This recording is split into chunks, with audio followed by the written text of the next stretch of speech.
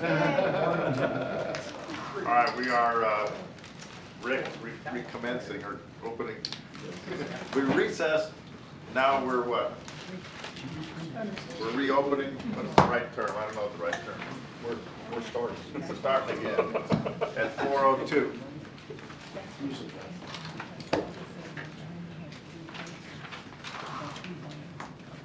So first thing on the agenda is to help us understand what this new paperwork, where does it go, and what do we do with it? This is already in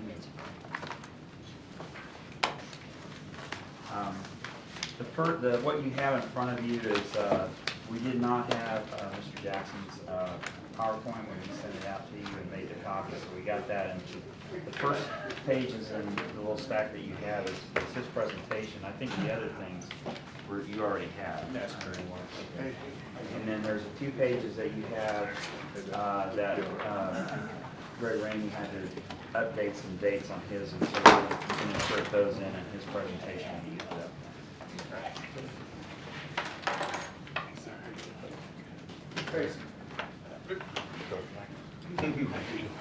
So I'm really totally unclear on exactly what we do with the papers in front of it. Where are we starting? Okay, we're starting after the yellow page in your book. Right. And This is the first where we left. right. Yeah. So the first presentation this evening will be from our water rate consultant, Dan Jackson, and his presentation is what you have in front of you. At least the first part of it, I think we copied extra pages, so you don't need all of that. Okay. But first 25 pages up to page 25 is the new presentation. Got it. And then we'll pick up with the other stuff. All right. Got it. You ready? Okay, I'm going to introduce Dan real quick. Dan Jackson, he's the Vice President of Wildan Financial Services. That was formerly Economist.com. It's a nationwide financial utility consulting firm. He's got 30 years experience as an international management and financial consultant. He's managed or completed over 200 water, wastewater rate studies and long-term financial plans for clients in Texas, across the United States, and in the Pacific region. He's also served as expert witness on rate matters in state court, federal court, and before several public utility commissions. And he has worked with us. We typically do rate studies about every 5 years. That's typically normal in this industry, and he's been doing our rate study since 2002. And so with that, I'll turn it over to Dan. Thank you, Mayor, members of the council. My name is Dan Jackson, and my firm, Wildan, formerly known as Economist.com, has had the privilege of being the city of Duncanville's rate consultant since the year 2002. As Richard indicated, I have a 30-year career doing water and wastewater rate work throughout Texas and the Southwest. I've worked for most of the major cities in the Dallas-Fort Worth area: Plano, Frisco, McKinney, Garland, Mesquite, Allen, Prosper, Salina. And I go to a lot of these cities and make very similar presentations because many of these cities are addressing the very same issues that you're addressing. So water is a business like any other business. You sell a product, you create a product and you sell it. But water at the same time is a very unique business because you are creating and selling a product that you're doing your best to try to get your customers not to buy, because you want people to conserve this precious and diminishing natural resource. Customers are used to water service. They're used to a very high level of service here in the city of Duncanville. They want that high level of service to continue. They want the supplies to continue, but they want the price to be as low as possible. So the challenges you're facing are the challenges of ensuring that you have a proper water supply, ensuring that your system continues to operate at a high level, and to the best extent possible, keeping the price as low as possible. That's why it's prudent for cities to do these kind of long-term rate and financial plans. One of the advantages of doing a water and wastewater financial plan is that water is a very consistent business. People use water and sewer service in very consistent patterns. The only real X factor is the weather. Other than that, people tend to use the same amount of water each year, and that makes it easier to do these kind of long-term forecasts. Water systems are very expensive. It costs millions and millions of dollars to build a water system and to maintain that water line, those water lines and those wastewater lines. Like any assets, they wear out over time. And so cities have to continually invest in these systems to ensure that they continue to operate at a very high level of service. But well, on the one hand, those can be hidden investments because it goes into the ground where it can't be seen. But on the other hand, they're very important investments because they're investments in the future of the city of Duncanville. So what we're going to present to you tonight is our preliminary results for our rate study and our cost allocation plan that not only present to you rate recommendations for this year, but also for the long term. I'm going to first start talking about the water and wastewater rates, and then I'll quickly go over the cost allocation study as well. Again, whenever I do a presentation like this, I like to really start out. By going to page 5, where again I want to talk about what's happening in the industry in general, because it's very important for decision makers like you to understand that water costs are going up for reasons that are not always under your control. Oftentimes people say, well, you know what, if we just managed our water system better or more efficiently, we wouldn't ever need to increase our rates. I wish it were that easy, but it just simply isn't. Water is a business. You create a product. And like any business, water is susceptible to inflation. The cost of everything goes up by 2 to 3% a year, so it's reasonable to expect that your water rates are going to trend up over time as costs go up. Furthermore, when you think about what are the key components of a water operation, things like chemicals, electricity, insurance, workers' compensation, all of those costs are going up at rates even faster than inflation. And like any business, you have no choice but to pass those costs through to your ultimate ratepayer. Another factor that goes into the long-term cost of water and sewer service are regulations, particularly environmental regulations. It costs a heck of a lot more money to lay a water line today than it did 20 years ago. A lot of that reason is due to OSHA and other regulatory restrictions.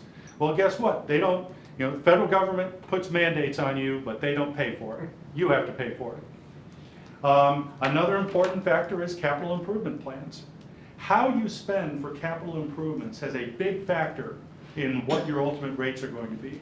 I work for many utilities that have very low rates because they don't invest any money in their system. So what happens is they hold their system together with duct tape and baling wire, and they hope that there isn't any catastrophic failure. Well, they get low rates, but they also put their system at great risk. So the decisions that you make as a community as to how you want to invest in your system and what risks you want to take with regards to the maintenance of your system are going to be a big factor in what your ultimate rates are. Well, Duncanville is not the only city addressing this. As I said at the beginning of this presentation, I work for all of the cities in the North Dallas corridor. I'm not a particularly popular guy because I tell just about all of them that they have to raise their rates. The American Water Works Association forecasts that water and sewer rates across the country are going to triple in the next 15 years. I think we're blessed as Americans that we have a source of water and supply for us, but that source is simply going to be more expensive in the coming years. Now, if we look at the city of Duncanville, over the last 15 years, occasionally the issue has been brought up, well, you know what? We don't have any wastewater treatment plants, and we don't have any water treatment plants. We send everything to DWU and TRA.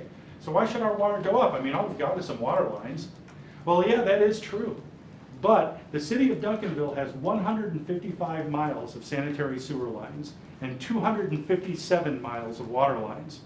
If you stack up your lines right now, your wastewater lines would go all the way from Duncanville to Georgetown, Texas.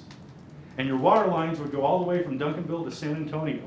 You've got a lot of water lines, and those water lines have to be maintained. And the capital improvement plan is a key factor in what your ultimate rates are going to be. Next chart. Okay, what do we pay for water service here in the city of Duncanville? Well, you pay for water service basically with two components. You pay a minimum charge each month, and then you pay a volume rate for every 1,000 gallons of water that you use. If you're a residential customer, you pay a minimum charge of $14 for the first 1,000 gallons of water that you use. It's basically an availability or a availability charge. And then, if you use between 1 and 7,000 gallons, you pay $3.76 per 1,000 gallons.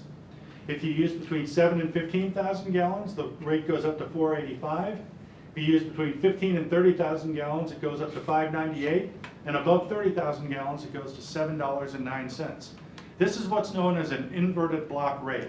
The idea behind this rate is the more you use, the more you pay. The benefit is that it encourages conservation. The average typical residential customer here in the city of Duncanville uses somewhere between 7 and 8,000 gallons a month. So they're only paying the higher rates for water that is above average usage. Now, of course, an average is an average. You know, some people are going to use more, other people are going to use less. But typically, there aren't that many residential customers that use more than 20 to 30,000 gallons a month. There are some, but there aren't really all that many. And they pay the highest rate for it. It gives them a financial disincentive to use greater amounts of water. The other advantage is that your lower income and fixed income people, who typically, though not always, but typically are the lowest volume users, they tend to pay the lowest rate per 1,000 gallons.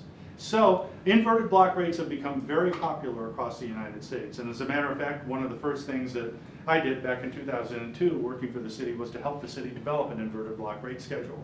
It's always gratifying to see it still in place. And as you can see, your other customer classes have inverted block rates as well.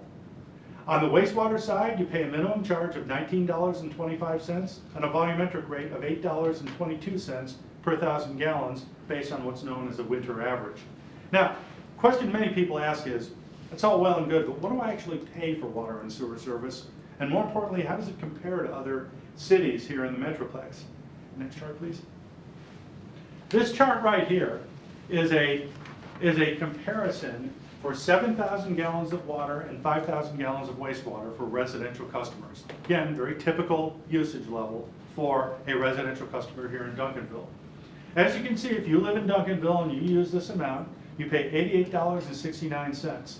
The state average is $78.92, so you're about $9 to $10 above the state average. And as you can see, you're within $5 to $10 of most of other cities in the area. You're going to be higher than cities like Dallas and Fort Worth just simply because they're much larger. They've got large commercial bases that they pass a lot of their costs to. But if you look at the cities that are most comparable to you, like Lancaster, Midlothian, Red Oak, Waxahachie, DeSoto, you're either below them or within a couple of dollars of them. The bottom line is that if the question is ever asked is, are our rates disproportionate to what people in this area are paying for water and sewer service? The answer clearly is no. You're going to be higher than some, you're going to be lower than others. That's typical. And also keep this in mind. 30 to 40% of water and sewer utilities in the United States right now charge rates that do not cover their costs. So what they do is they have the general fund subsidize the water and sewer fund. Well, it's not necessarily good financial policy, it's not illegal, but it's not necessarily good financial policy. What that means is their rates are artificially low and they're selling their product at below cost. It's never a good thing for a business to sell its product at below cost. But as you can see, your rates are about where you would expect them to be. Are we on to the next chart? Okay, just a little bit of brief background information. You have about 15,000 water customer accounts and about 13,800 wastewater accounts. To no great surprise, the vast majority of them are residential and multifamily. You're primarily a residential community, as you all know. Next chart.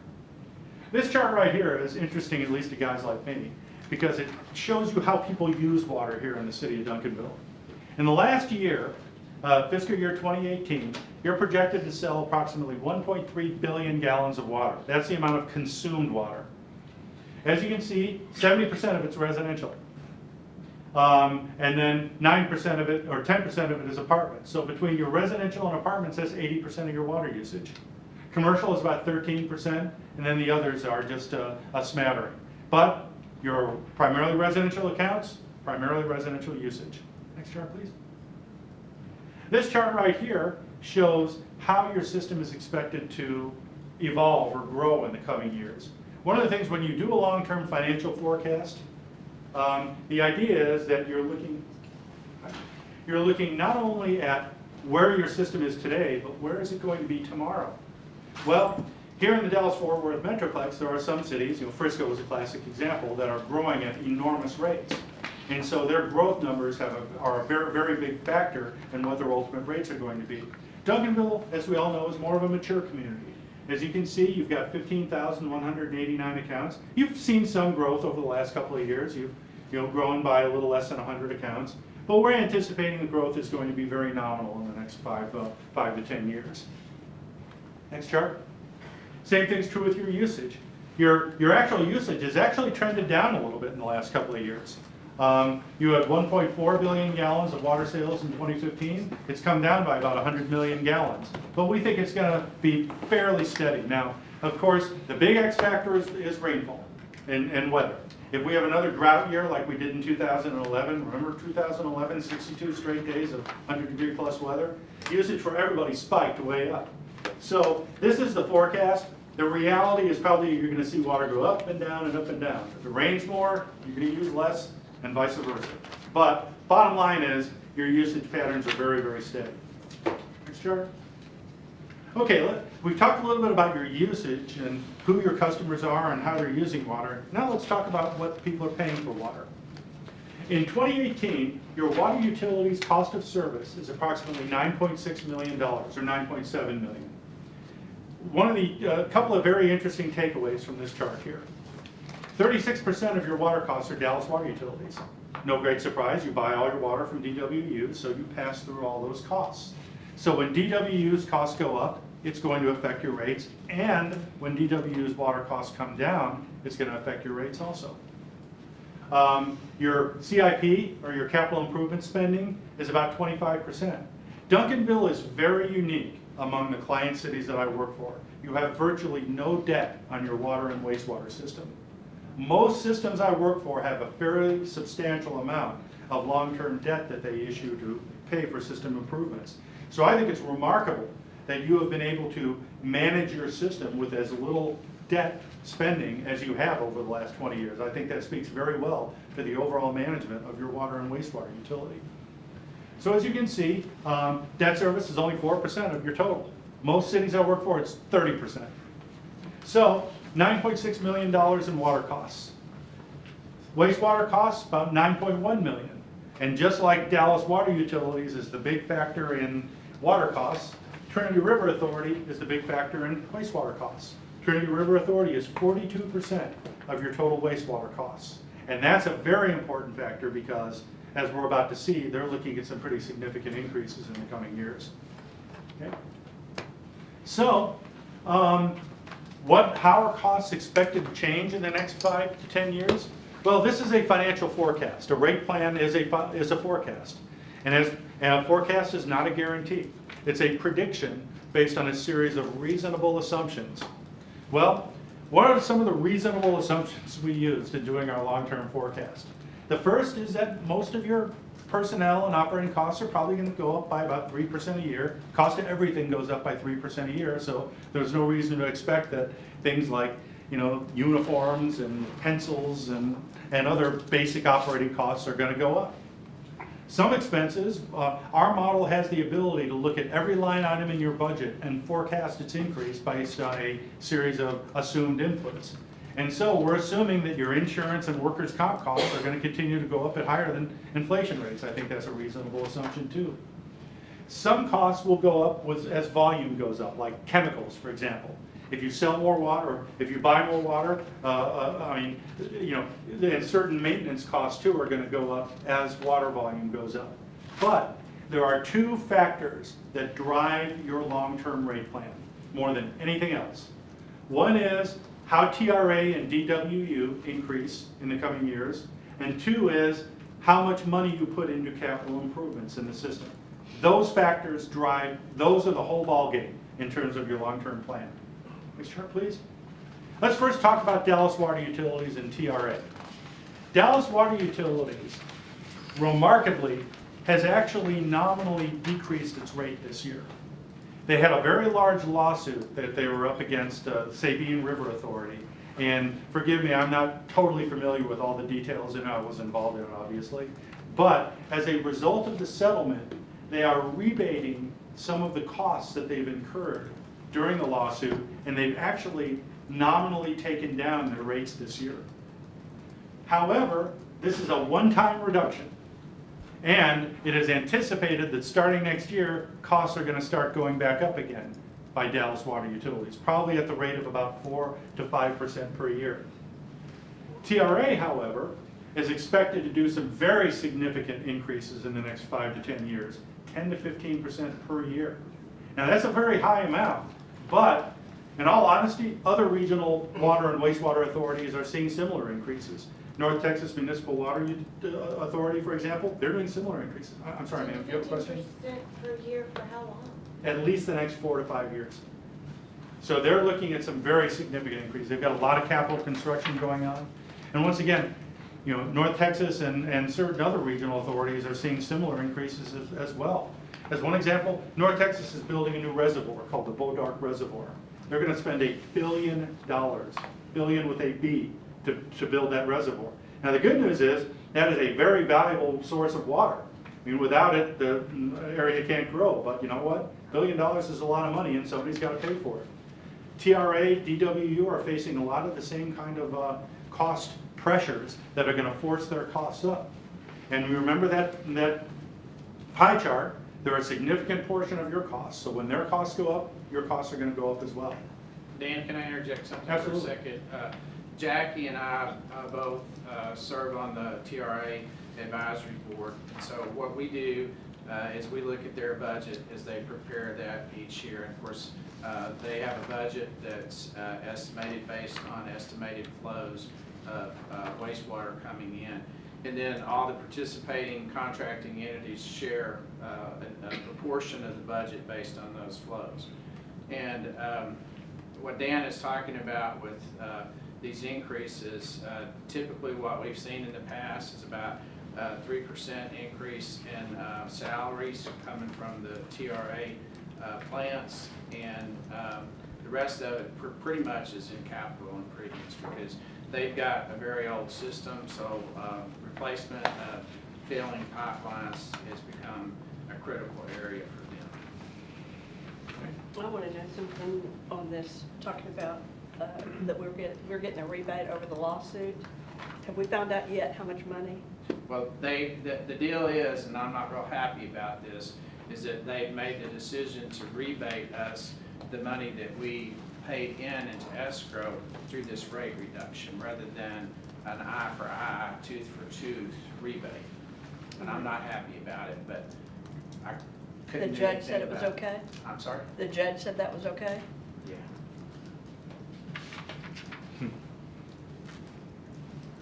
Okay. From the other factor, your capital improvements, you're looking at spending about $2 to $4 million a year in capital improvements and repairs to your system. Now that is a lot of money, but think about it this way. That money is direct investments in the future of the city. It's for building assets that will be in service 20, 30, 40, even 50 years from now. So while it's never easy to spend a lot of money on capital improvements, the benefits are A, it will ensure a continued very high level of quality of service, and B, it will be assets that both you and future generations will be able to use. Next slide, please. So this is your water and sewer forecast cost of service. In the year 2018, total water and sewer system about $18.8 million. We see a slight dip in your cost of service this year due to the fact that your capital improvements for next year are probably not going to be as high, and the DWU rate decrease. But as you can see, it's going to start to trend up again in the next couple of years. So 5 years from now, it's still going to be higher than it is today. But the fact that it's evened out for the next year or two gives us the opportunity to benefit our ratepayers as well. So for that reason, because your costs are going to be, we're forecasting to be stable over the next year or two, we're recommending, and I very rarely do this at these presentations, but we're recommending that you do no rate adjustment this year. You know, your lower DWU one-time costs, your ratepayers can benefit without an adjustment. Your fund balance is very strong. You have a very, very well managed system financially as well as operationally. Your fund is in very sound condition, and it will continue to be in sound condition even without this rate adjustment. Your operating cost increases have been very limited over the last couple of years. Bottom line is, our analysis indicates that you do not need a rate adjustment this year. But, yes, sir? That's even with the known increases coming from TRA and DWU, we can still Yes, sir. sustain our current rate? Yes, sir. We can absorb that. Yes, you can. because- DWU is decreased because they Yeah. owe us. Mhm. Well, TR, yeah. with all the, with DWU and TRA factors all included. All we fa- can mhm. stay where we are. Yeah, TRA is going up, DW is coming down. Right. They're basically offsetting. In fact, DW is a little more than offsetting TRA's increase. That's why we think See, you they don't need an adjustment this overcharged year. us. I know, he didn't know the But dollar the value, but way- he just keyed it. So the Yeah. TRA rebate is greater than the TWU increase. That's what Right. you just said. Right, Yes. the DW decrease is a little greater than the TRU increase. But they didn't Got kind TRU of, they didn't kind of Getting all my symbols mixed up here. that the reason why we're getting the rebate is because they overcharged I us. understand. And a We've been lawsuit paying was in- filed. We've been paying in for the last couple of years at a higher rate. They were required by the courts to escrow the money for the lawsuit. And then since they settled it, now they're rebating. Mhm. So we go to the next slide.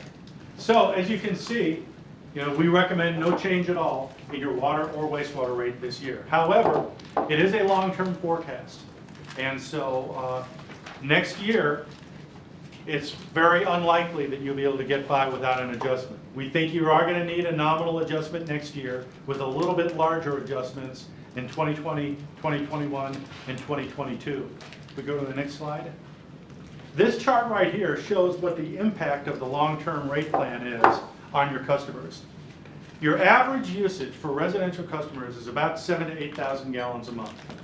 So what this does, so I showed two levels for residential customers, one at 5,000 gallons and one at 10,000 gallons. The vast majority of your monthly bills for residential customers are going to be 10,000 gallons or less, just law of arithmetic. So if you're a 5,000 gallon user, you're paying $81.17 right now. No adjustment this year. Next year, a nominal adjustment of about $1.50 a month. And then in 2020, 2021, and 2022, the adjustments probably will be a little bit higher because you're going to start to see those Dallas water utilities increases kicking in again. If you're a 10,000 gallon user, as you can see, no adjustment this year, a nominal adjustment next year with slightly higher adjustments in the years after that. So I think and the same thing is true with your commercial customers. They, of course, have a higher usage, average usage level. I think the bottom line is that I think it's great that you're able to go without a rate adjustment this year, but I do think it's a one-time thing. And I think next year, we're probably going to be looking at doing at least a nominal rate adjustment. So the final part of my analysis, the last couple of slides, this is on your cost allocation study. When we do rate studies, we've also been asked by the city to do a cost allocation study as well. The idea behind a cost allocation study is very simple. You've got a water and sewer utility. That water utility is supported by other parts of the city. Billing, city management, police and fire, all of them provide service and support to the water utility. So the well-managed water utility ends up doing a general fund transfer to compensate the other departments for the services that it provides and the support it provides to the water and wastewater utility. Very common, it's done all over the country, and it ensures that when people pay for water and sewer service, they're paying the true cost of that service. So we go to the next chart. So periodically, it's good to see at all the city departments and see what they're doing for the water and sewer utility and what it's costing them, and is the water and sewer utility properly and truly and accurately compensating the general fund for that service. Principal findings of our study is that there have been really no major changes from the last study we did in 2012. Departments are still operating in pretty much the same manner and giving the same level of service. Allocations were made in the same manner as prior studies. The only real revision is the inclusion of P-card processing by the purchasing manager and the accounts payable clerk. But the bottom line is that right now in your budget, you do a general fund transfer for the water and sewer utility of $1.7 million. We think the calculated allocation probably needs to go up by about $100,000 next year for a true recovery. But you're just about there. This is Right now, you're doing a 14.24% allocation. It should be 15.37%. So basically, you're right about where you ought to be. We recommend that it just trend up a little bit. Interestingly enough, your solid waste is under recovering a little bit more. We would recommend a higher transfer from the solid waste utility in future years also. But the cost allocations you've been doing in the past are right about in line with what you ought to be doing, and I think that it once again shows the well-managed nature of your water and sewer system. So, like I said, these are the kind of presentations I enjoy doing the most because I'm not recommending a rate increase this year. So with that, I'd be happy to answer any questions that you have regarding my presentation.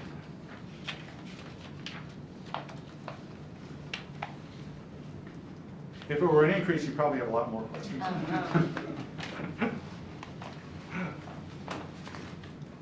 Right.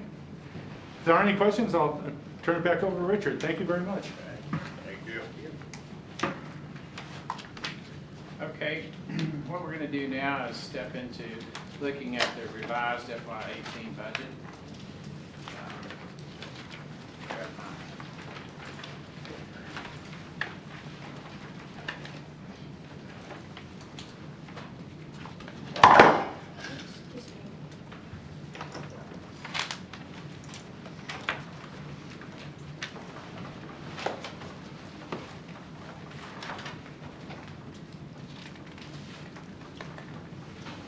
So what I did here is chart out since FY 2008 what the utility fund balance, what the history looks like, and the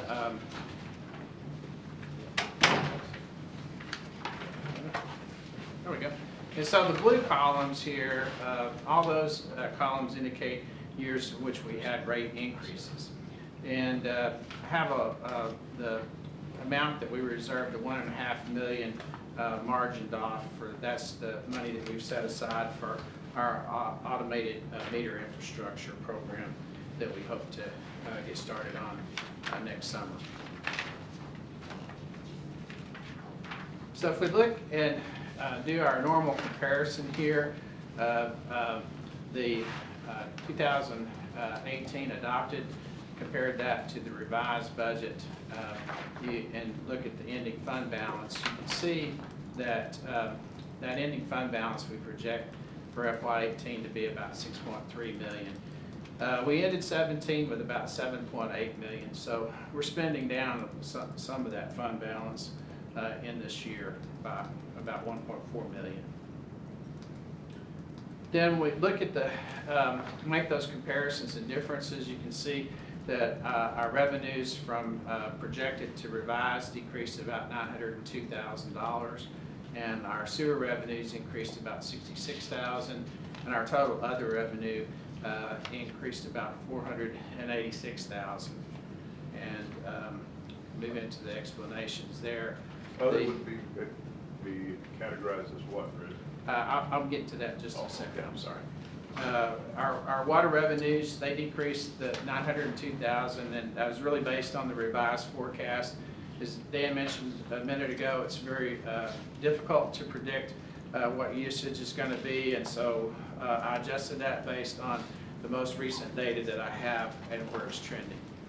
Sewer revenues, kind of the same thing. I increased that forecast by about $66,000. I was pretty close. Sewer revenues are a little bit more easier to predict because our winter averaging doesn't tend to change too much between year to year between customers, and so that amount, since it stays the same once we do the winter averaging, is a little more predictable.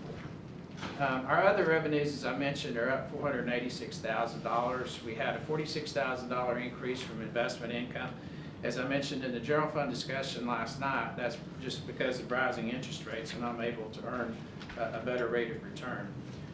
The big thing here is that we had a $428,000 settlement from TRA, and this is something that happens each year. As I mentioned before, we build a budget and we pay in based on a budgeted amount, what they think it's going to cost to run the treatment plant for the year, and that's based on estimated flows. Well, when they complete their audit, if their cost to treat the water, and a lot of that's dependent on the flows. It's why it's important that we continue to go after infrastructure to replace it, because if we have cracks in the pipe, we get I&I, which is infiltration and inflow, because when we have high water events and a high water table, and you've got a lot of water flowing down the sewer pipe, it acts sort of like a vacuum, and it sucks that groundwater in. So you pay for groundwater going through the meters to the treatment plant. So basically, each year, TRA does their audit like we go through, and after all the audit adjustments, if there's money that's left over, then those monies are distributed back out to the contracting parties, and that's why we got this $428,000 refund. Is this amount typical? I'll just tell you that the prior year was about $600,000. This year it was $400,000. As long as I've been here, I think most of the years we've ended up having some sort of rebate. There was one year where we were in the negative. We had to actually pay in the settle up. It wasn't a lot. It was, best of my memory, about $150,000. So I can't say that amount is always the same. So you forecast for that probable? I don't forecast. That's not built into my Okay. budget at all. I just don't put it in there Good. because of the unpredictable nature of it. Then we had some unbudgeted fees of about $19,000, and these are our commercial entities that they have excess biosolids, and we really know exactly who those people are based on what's going into the system, and so they have to pay because of what they're putting into the system, because it's costing the plant more to treat that when it gets there. Okay, so looking at the expenditure side, you can see that overall the difference between the adopted and revised was about $409,000, and we'll get into each of those cost centers and areas. The utility accounting group, or utility billing, decreased about $57,000, and that was due to a personnel vacancy, and we had significant reduced lockbox fees, and that's really being driven by the fact that more people are paying via the internet or our IVR system and paying via credit card. The utility administration decreased about $5,000, and that was due to the fact that they didn't do any aerial photography updates this year. Water services increased about $333,000. That was due to the increased water costs from Dallas Water Utilities, and again, this was from the previous year, not the upcoming year, because the rates that we just talked about, this reduction in rates, are forecasted to go into effect October 1st of this year. And we also, of course, paid for this water rate study, and that's typically performed every 5 years, as I noted before. Wastewater services increased to $138,000, and that was due to the purchase of some new sewer cameras, and those costs were split between water and wastewater.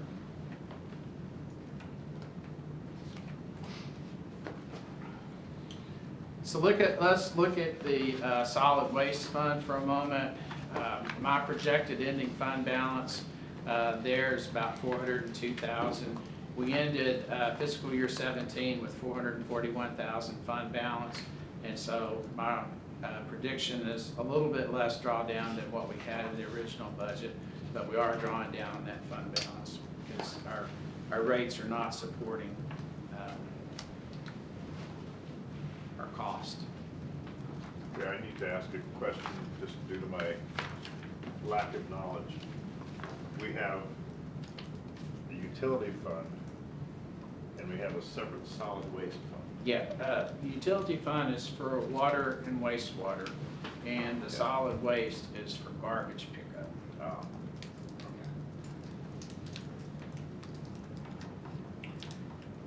And as Dan alluded to, the transfer to the general fund balance, we have it at about $152,000, so we're below what they estimate we should be, and I'll just make note of that. Any questions on the fiscal year 18 revised? I want to ask a question, general, and pick Dan's brain while he's here.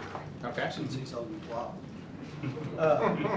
We get, the council, we get a lot of complaints about our winter average. People don't understand that.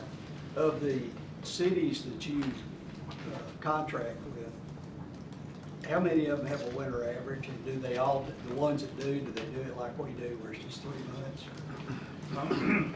In the Dallas-Fort Worth area, almost every city does it by winter average. That's really the only way, practical way to do it. There's no such thing as a residential wastewater meter. So you don't really know how much wastewater comes out of your system. So you have to make an estimate. And the reasonable assumption is that in the winter months, December, January, February, the water that goes into your house comes back out of the sewer system, that you're not really using any water outdoors. Now, it's not a perfect assumption, particularly here in Dallas, because we can have warm weather in December and January, and people might actually use a little water outdoors. So it's not perfect, but it's as good as you can expect. There are a few cities that do just 100% of water usage up to a cap, 11,000 gallons, 12,000 gallons, whatever. But in a sense, I don't really think that's as fair, because that just says that we're assuming 100% of water usage until you reach this certain level is going to be billed for sewer. And so if you're a couple on a fixed income and you're only using a couple thousand gallons a month, but you have a yard that you want to water, you're paying for sewer on that. So I know there are complaints about it, but nobody's managed to ever come up with a better system. And maybe that day will come, but in 30 years in the industry, I haven't seen a better one yet. Well, as you know, I used to work here. And I'm basically familiar with that. we used to average over 4 months and throw out the high month. Yeah, cities do that, and that's actually a good way of doing it, because it takes off the table the argument that, hey, I had an unusual usage. I didn't know when it started, because there's a lag in our billing, and people will complain about, oh, is it the water you use in December, or is it the bill you get in December? So I like the idea of doing it over 4 and throwing out one. Yeah. I just wanted to see what maybe other cities were doing. Some cities do that, yeah. So, Thank you. You don't know when you changed? And I will add to that, Dennis's comment that I frequently get customers in that have had some anomaly happen during the winter months averaging, and we look at that from a historical basis if we have that data. And if the trend shows that they did have an anomaly, and more especially if it was a leak and they show us a repair, we will reduce that to what that was historically, or what a normal use for that customer is. And I've done more than I care to talk about this year with those type of adjustments, because as people got their new billings and realized that they had some problem. Well, I'm just going to throw this out, since we're getting this new master software program. Could we look at going to 4 and, throwing out the power? I'll just Council put decision, it we on bring that paper. back and we can run some scenarios and stuff, see what it would look like. Yeah, So what would the 4 months be? It would be- November, December, January, and February. You toss out And the then high one. you toss out the high one. Some people have flowers that want to start watering early. Some people don't know when it starts. So there's a lot of confusion. Yeah, there is. Jill, I know at one time we visited this issue. Do you remember what we did or what the results were on that? It was way back in probably 97, 98. Jerry 99. Strickland was here. Yeah, and I think there was one that it was at 4, but then they switched it to 3. Yeah, we changed software. I don't know what year, but we changed software. We changed in 97 when I first started. So it was if probably around. that change would go into effect in the new fiscal year, we wouldn't do it mid-year, or we do it sometime what's the trigger point to do something like that? Well, just Before Well, November. it would have to be Before before next November. winter, but also too, just, I was thinking, we're not changing utility billing software though. This is the financials, but the utility billing software is the same, so we'd have to look at what it would take to reprogram that as well. But we'll look out, bring it back to you. So let's get into the FY19 budget outlook. On the utility fund balance, as I noted before, we're drawing down on this fund balance heavily. And my prediction for the ending fund balance in FY19 is a further decrease down to about 4.5 million fund balance, about another 1.8 million drawdown. And so let's look at the factors that are driving that. If you look at the overall water revenues, I've decreased those about $812,000, primarily looking between that adopted and FY19 budget on water revenues. Again, that's about a $902,000 decrease. And again, this is really based on where I'm modeling. These numbers very much reflect what I just presented on the 18 because I'm making those comparisons for where I expect our revenues to be for this year, and with no rate increase for next year, they're essentially the same. And again, same thing with a $26,000 increase on the sewer side, same thing that I just presented a moment ago. Then on our total other revenue, I predict that to go up about $23,000, and that $23,000 is based on our increased interest rates. And so at this time, as Dan pointed out, we're not recommending any rate increase for fiscal year 19. Yes, ma'am? If we don't have a rate increase this year, we know it's coming, what's the rate increase next year? Well, The year what, after? 'Cause we're just coming, we're 3 years away from having to do like a 15% rate increase. And my opinion is it's easier to gradually bring it up than stop it. well, as Dan, TRA's gonna, as Dan pointed out, he's recommending, based on the increases that he had a marginal increase for fiscal year 20, and then a little bit higher.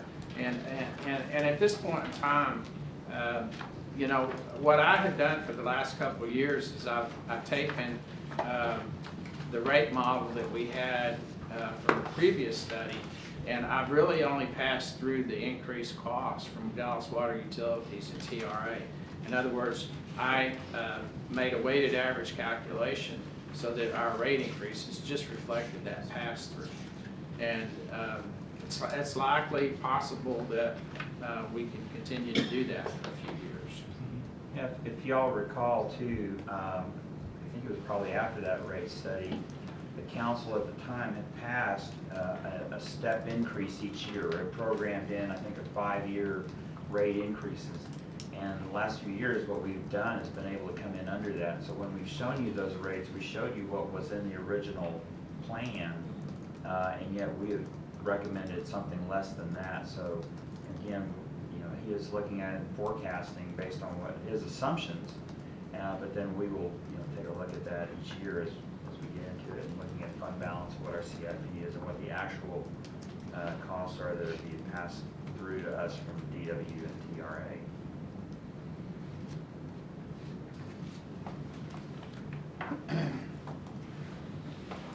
So what I did on the next chart is I pulled down, TML does an annual survey that's based on the number of gallons used. So what I did is I was able to pull that down, and Duncanville came in at about 16 on the list there in terms of where we fell out on the cost. And then also did one for commercial water rate based on a 50,000 gallon usage. And so that came out at about number 17 as well. Then on the TML residential wastewater, we came in at number 2.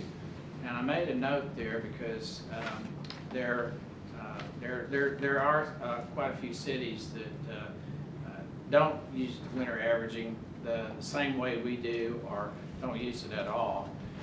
And so I'm not sure that, because I don't know what all of those other cities, how they calculate their wastewater usage. So I'm not sure that we're comparing apples to apples when we look at this TML survey, because it's basically taking all the cities that fall within the same population range, 30 to 50,000 population, and doing the calculation. So this is not a true number 2? Well, I have my doubts about that because of the different ways of calculating it, that it's a true comparison, and that's my caveat. I think also that you can take that these charts compared with what Mr. Jackson showed on his chart, with a combined water wastewater, that we were fairly in the middle or fairly average for this area. I think it does show that, you know, our water and sewer combined for the typical residential is about right. And then the next page, I do commercial wastewater based on 50,000 gallons of usage. Our method is that we calculate on a normal commercial, we calculate 85% of their actual water usage is what we charge them for wastewater. And again, different cities have different methodologies for commercial, because oftentimes you have commercial entities that are high volume users that they have a fairly substantial discount depending on what type of manufacturing process they have. Richard, I missed it somewhere. What's the percentage that we calculate on water use? Not wastewater, water use for calculating our wastewater for residential. That's my question. What's the percentage that we use? The winter average. Is it, well, I'm just looking at, we bill based on 85% of actual water usage for commercial wastewater. What percentage do we use for residential? That's based on the winter averaging. That's what we do is we take those 3 months, and let's say that you used 2,000 gallons in each of those 3 months. Well, your average is 2,000 gallons, and then that rate gets set for your wastewater billing for an entire year. Okay, So so you're that's coming where right- that's where I was getting. Right, yeah, I'm I sorry. kept hearing the winter average. I'm thinking, okay, that's Yeah. the winter, but it applies for the entire Thank year. you. Right. Got it. Okay. All right. Got it. And do you have a screen of the breakdown of the gallons and the cost, so you can see that? I The don't. levels? Yeah. I think that was in his presentation. Yeah, it was in Dan's Yeah. presentation. Yeah, so, and then that's how they decide where you fall. After they get your average, then Got they it, okay. look at the chart. I just, in my brain, I just locked that into the winter, but it applies to the entire. Right, you're It sets charged, your rate for the Got it. entire year. I got it. Okay. and you just pay them that amount, that winter average throughout, no Until- matter how much water you use in That's the correct. summer, You're paying right? the You're winter still average. paying that flat amount. So. Okay. Until you get to the next winter and we recalculate your winter average. Now, I will say that some people too, see a change, because what we've done is we typically change our rates in October, right? That's October correct. 1, so people will see that increase in their November billing, and then they'll may see another increase in April when the new winter average comes in. So they think they're getting 2 increases, but it wasn't. It was 1 rate increase, but the other one may have been a change in their winter average. And I don't know that, I think most people don't understand that. That's a good point. Put me in that group.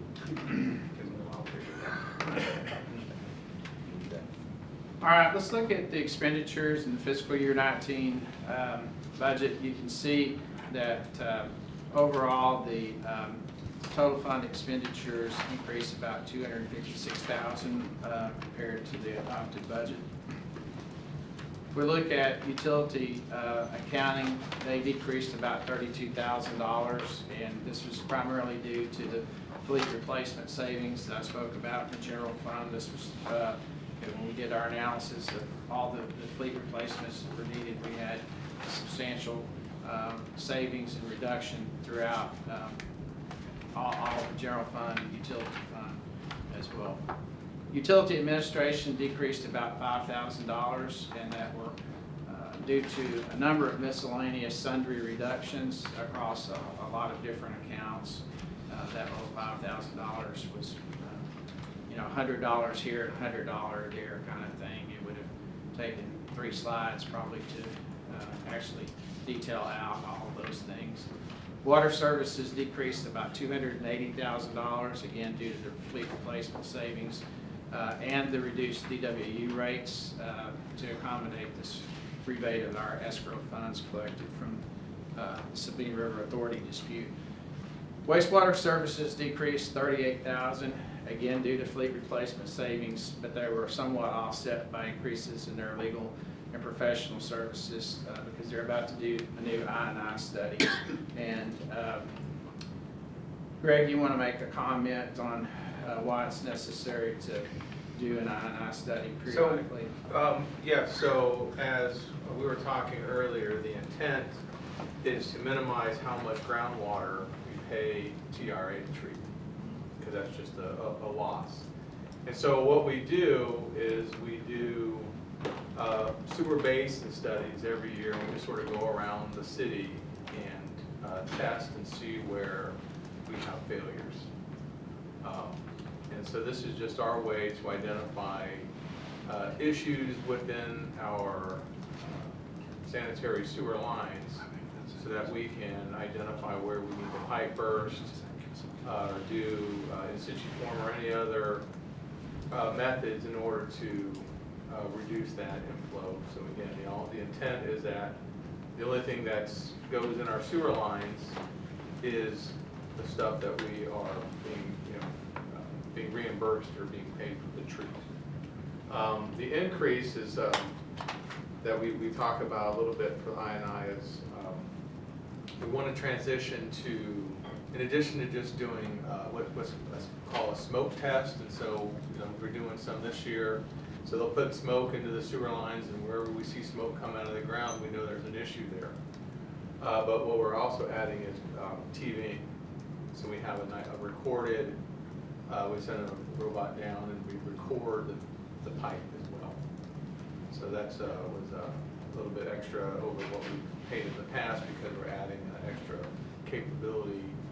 So we have, again, a better understanding of our infrastructure. So we bought the equipment. So the equipment that we buy is not for the basin studies, it's for our response and the work that we do, but the smoke testing is contracted out to a specialist company. We've had a recurring relationship with Burgess and Nyepel, and they have all the equipment that's necessary to do at the macro scale that we're talking about at basin level. And that's what this is? Or it's more? No, it's not, we're talking about the 600,000? What you're just talking about, I've said that, It's about, it's like, I think, normally like this year we paid about $75,000 for I&I, and that was still more smoke than 38, testing. but it's not.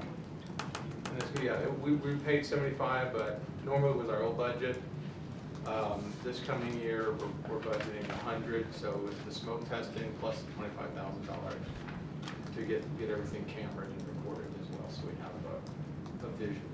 Do you feel that there's actually been a return on investment on that in terms of reducing our cost to TRA?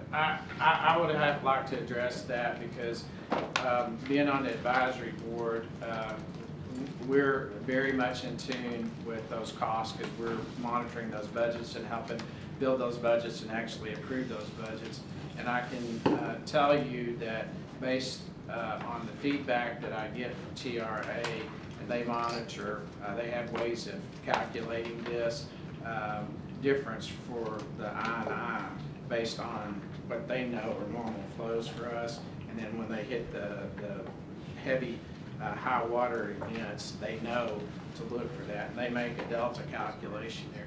And so we have had tremendous success with our program and doing a lot better than our surrounding neighbors in that. So they continually it's a weird relationship. They praise us for that because that helps keep their costs down and it helps keep our costs down. I mean, you know, because we're not in a for-profit world. Normally, you would think that they wouldn't care what we do because that means more revenue for them, but also means more costs. Moving along to the solid waste fund. Before you do that, can we go back to the fund expenditures? One more.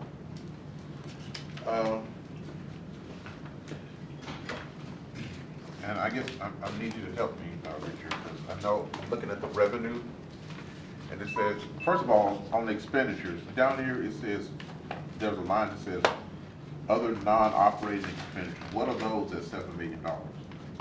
Those are our transfers. That's the that's actually the total of all the transfers in plus the other expenditures that you have. That they're non-operational. Is that the transfer for CIP? Right. CIP fund, capital project fund. Yeah. Capital improvement, debt, all that. Okay.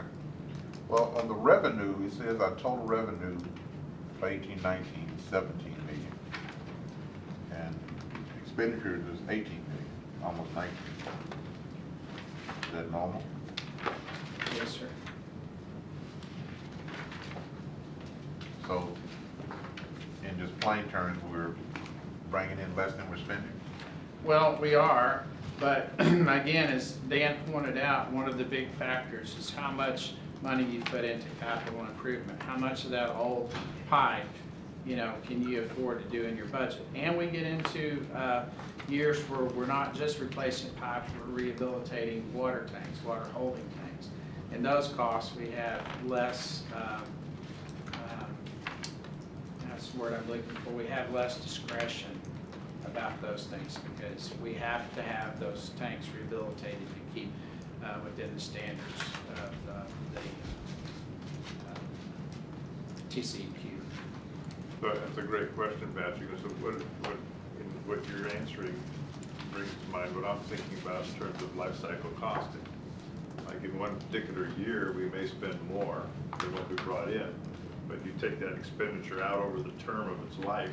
If you were to amortize that, then as Dan explained, we're doing more to keep our system safe. That's what's the term? Yeah. And we are purposely trying to bring the fund balance down too. The fund balance is higher than we would target. So we're trying to purposely bring the fund balance down by putting that into the capital projects. And that was also what helps us not have to do a rate increase. So we're still reserving some in that fund balance for the automatic metering infrastructure. That was what Richard pointed out as well at the very beginning slide, the $1.5 million that we're hoping to do next year with that project. That's a good question. Okay, moving back to the solid waste fund. Excuse me. I'm projecting that we're going to end fiscal year 19 with about 200 and I'm sorry, I can't read that from here. What does it say on your paper? Is it 265? 265. I couldn't tell if that was a 9 or a 6. 265, and you can see again we're drawing down on that. Our rates are that we're charging for garbage pickup are not covering our cost, and but we're at a level where I still think we have enough fund balance that we can make it through 19. And of course, as I like to remind people, we're coming up with a new contract negotiation toward the end of 19. And we don't know yet what kind of costs we're gonna see when we do that contract The renegotiation. end of the actual year 19 or fiscal? I believe it's in September. Yeah, it's around September of 19, but what we plan to do is have a discussion with y'all here in the next couple of months to see what you want us to do. We want to know plenty of time if we're going to go out for bid or if you want us to renegotiate. So we're putting together information and plan to have a meeting with y'all here in the fall to discuss options. And what was the reason that we're not, that it's gone up? Is it because the new company bought the company we were using, or is it because that we are No. using more? Contracts. On the contract, they have a consumer price index increase. They can't increase their cost except based on if the CPI goes up. And it has typically gone up 2 to 3% a year.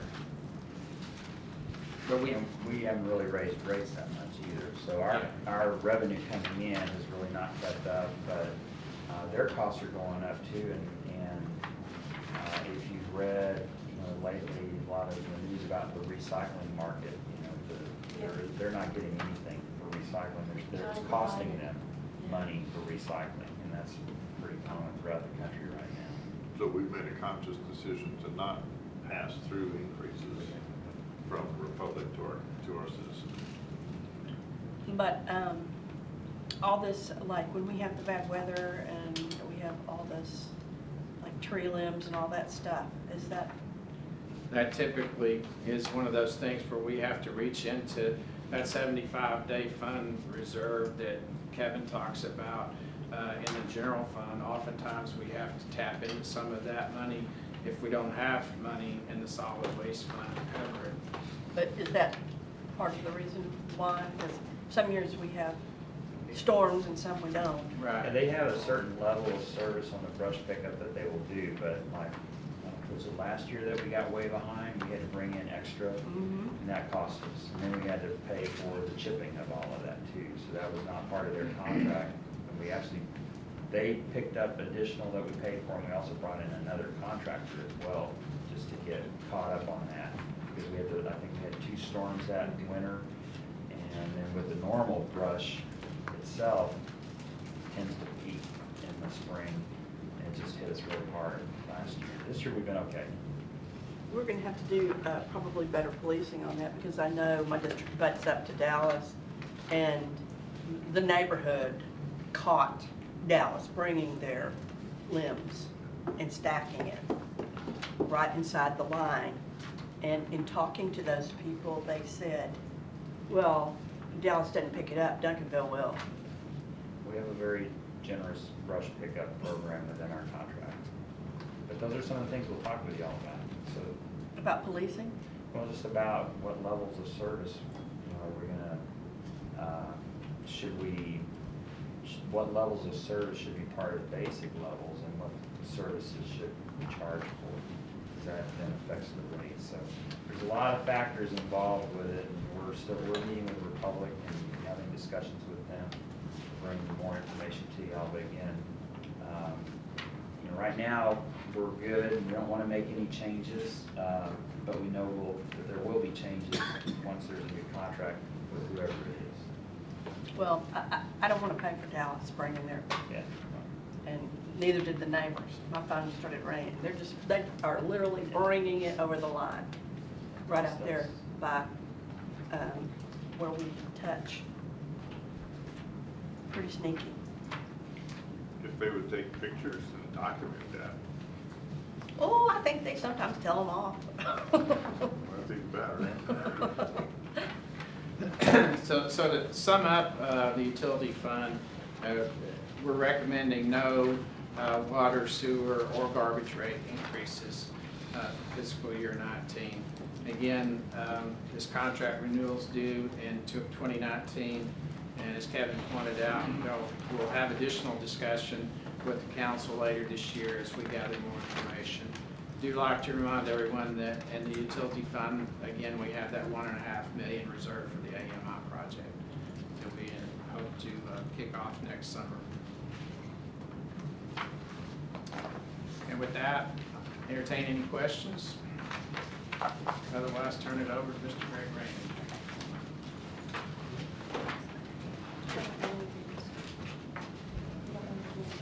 What, is this the Abatement project? Automated meter infrastructure. Oh. Where you get the radio read, and then you also have the ability for customers, if they want to sign into the system, to be able to see their own, monitor their own usage. They can even go in and set up alerts, so that if, say they have a leak, if they set a certain level of alert of water usage and it peaks above that, it will alert them, so like if they have a leak. But they can also see their water usage, and I think that will help us a lot, because some people who feel like they haven't used as much water, this will give them an idea of maybe they did. So, I'm really looking forward to that. yeah, it'll be very good. State of the art.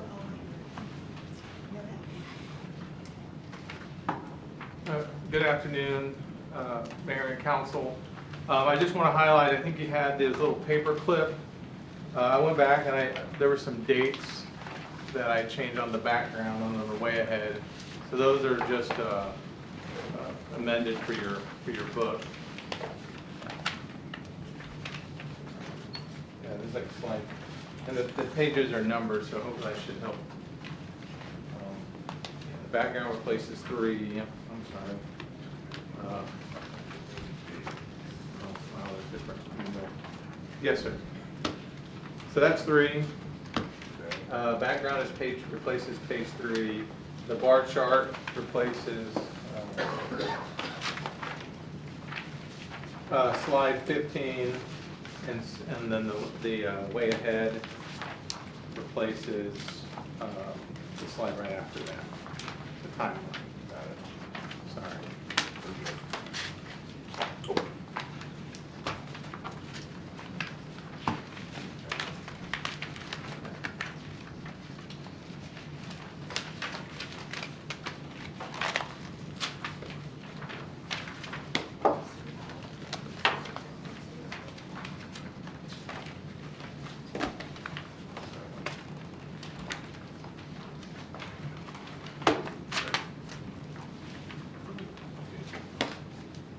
So, again, this is sort of a rehash for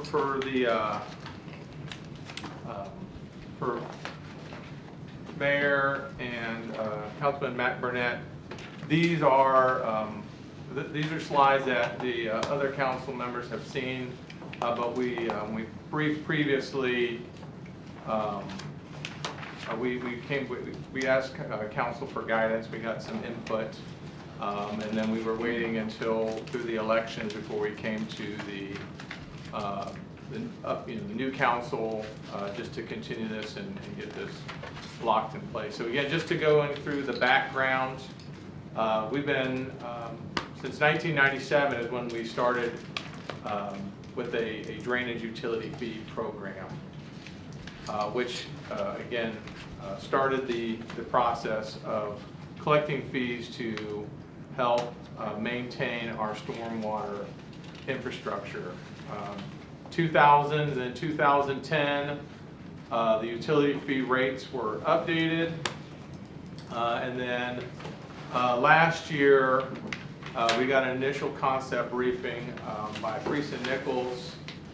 And then basically the concept was to reevaluate the method of assessing the fees to achieve a little bit more equitability with the intent of making sure that the people whose properties contribute most to the stormwater infrastructure pay the most. Back in April is when I briefed council last, and the guidance that I received at that time was to, y'all recommended or supported a $10 per month minimum for the non-residential accounts. And then you had asked me to prepare some scenarios for exempting the schools, exempting churches, and determining if you wanted to establish a maximum rate for non-residential accounts, which you will see in the presentation today.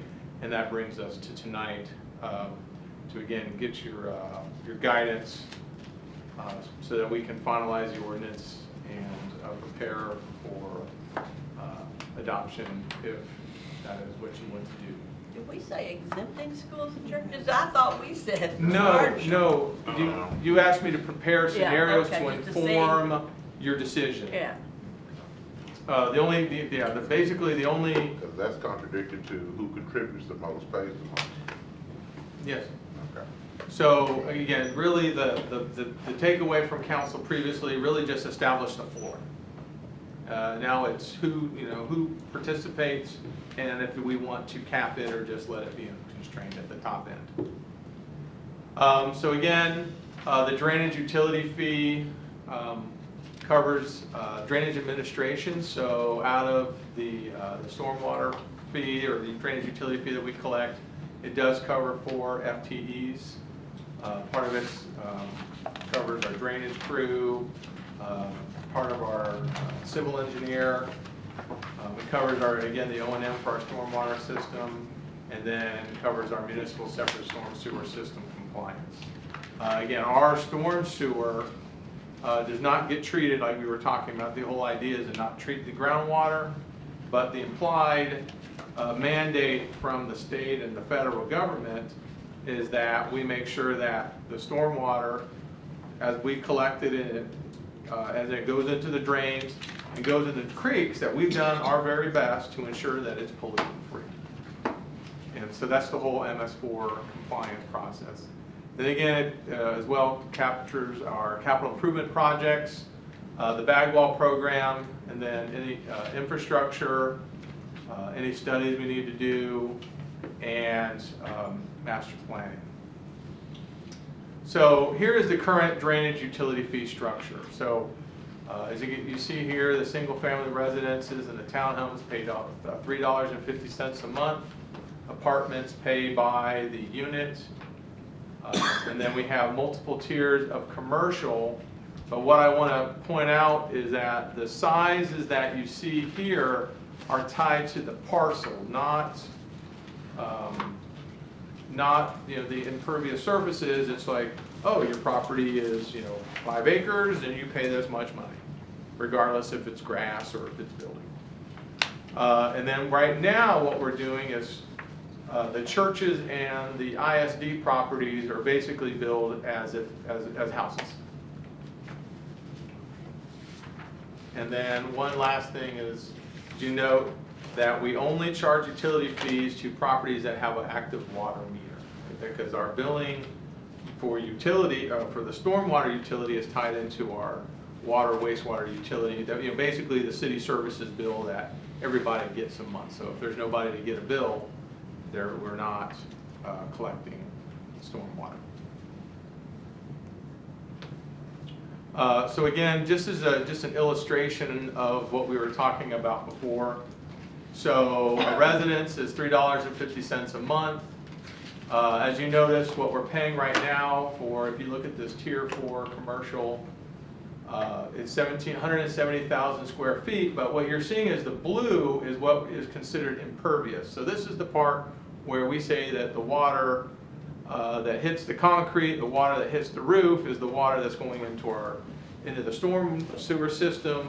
The water that goes into the grass does not. But right now we are charging this particular property in the middle as if at 170,000 square feet. So lots of grass, a little bit of pavement and roof. And then a tier 6, which again, this is the Costco for the example. The full property is impervious area, and they're just paying $10 more. And They so, have a retention. Do they have a retention? no. No. So what we are proposing is, again, redoing our drainage utility fee structure so that it ties more closely to how much stormwater the property contributes to the system. And the way we're doing that is we're basing it off of the size of the impervious area, not the size of the lot. There's a factor that we're using that you'll see throughout, which is called an equivalent residential unit. And so when we did all the initial engineering study to get us to this point and understand what we're dealing with in terms of, Duncanville, 4,300 square feet was what was calculated as the equivalent residential unit of an average house in Duncanville. So took an average house and you count their sidewalk and their driveway and their roof, it comes to 4,300 square feet on average. And then we broke that, and then we're using that as the unit of measure for all calculations. So again, pulling up the pictures of the 3 sample units, what you're going to see again is the typical house, or all houses continue to pay the $3.50 a month fee. So there's no change to the resident. When you look at the commercial property, the middle, the one that used to be charged for the entire parcel, now is just charged as the equivalent of 5 equivalent residential units. So this particular impervious area is basically, imagine 5 houses contributing water in this middle property, and so they would be paying $17.50 a month instead of their previous fee of $25 a month. And then finally, when you get to the large parcel and you take all their roof and their parking lot, it comes to 140. It's the equivalent of 140 houses worth of contribution to our system, and assuming no caps, just an unconstrained calculation, they would be paying $490 a month versus their current $35 a month. Greg, was any allowance made for a retention system? Yes, there is. For if they come back and put in retention systems, then they can petition for consideration. Well, I mean, Costco's got a big retention system. They got a lake out there. Yeah. Well, it does account for that. Yeah, And at the Is that in the 490 or? no, this is just using Costco as an example, not as an example structure, not as Costco as that particular property as, affecting them once you apply their exemptions. That's Costco's? We didn't talk about that before, I didn't know we had a lake. Well, it's a big retention pond. There's no water in that thing. It's dry. No, It's dry. Yeah, it like fills up with water. Oh. So the runoff goes into there. It holds it and then releases it. It's designed to release the runoff at a rate equivalent to had it been no building there. So you don't. So they did that when they built the building on purpose. And so what we talked about isn't applicable.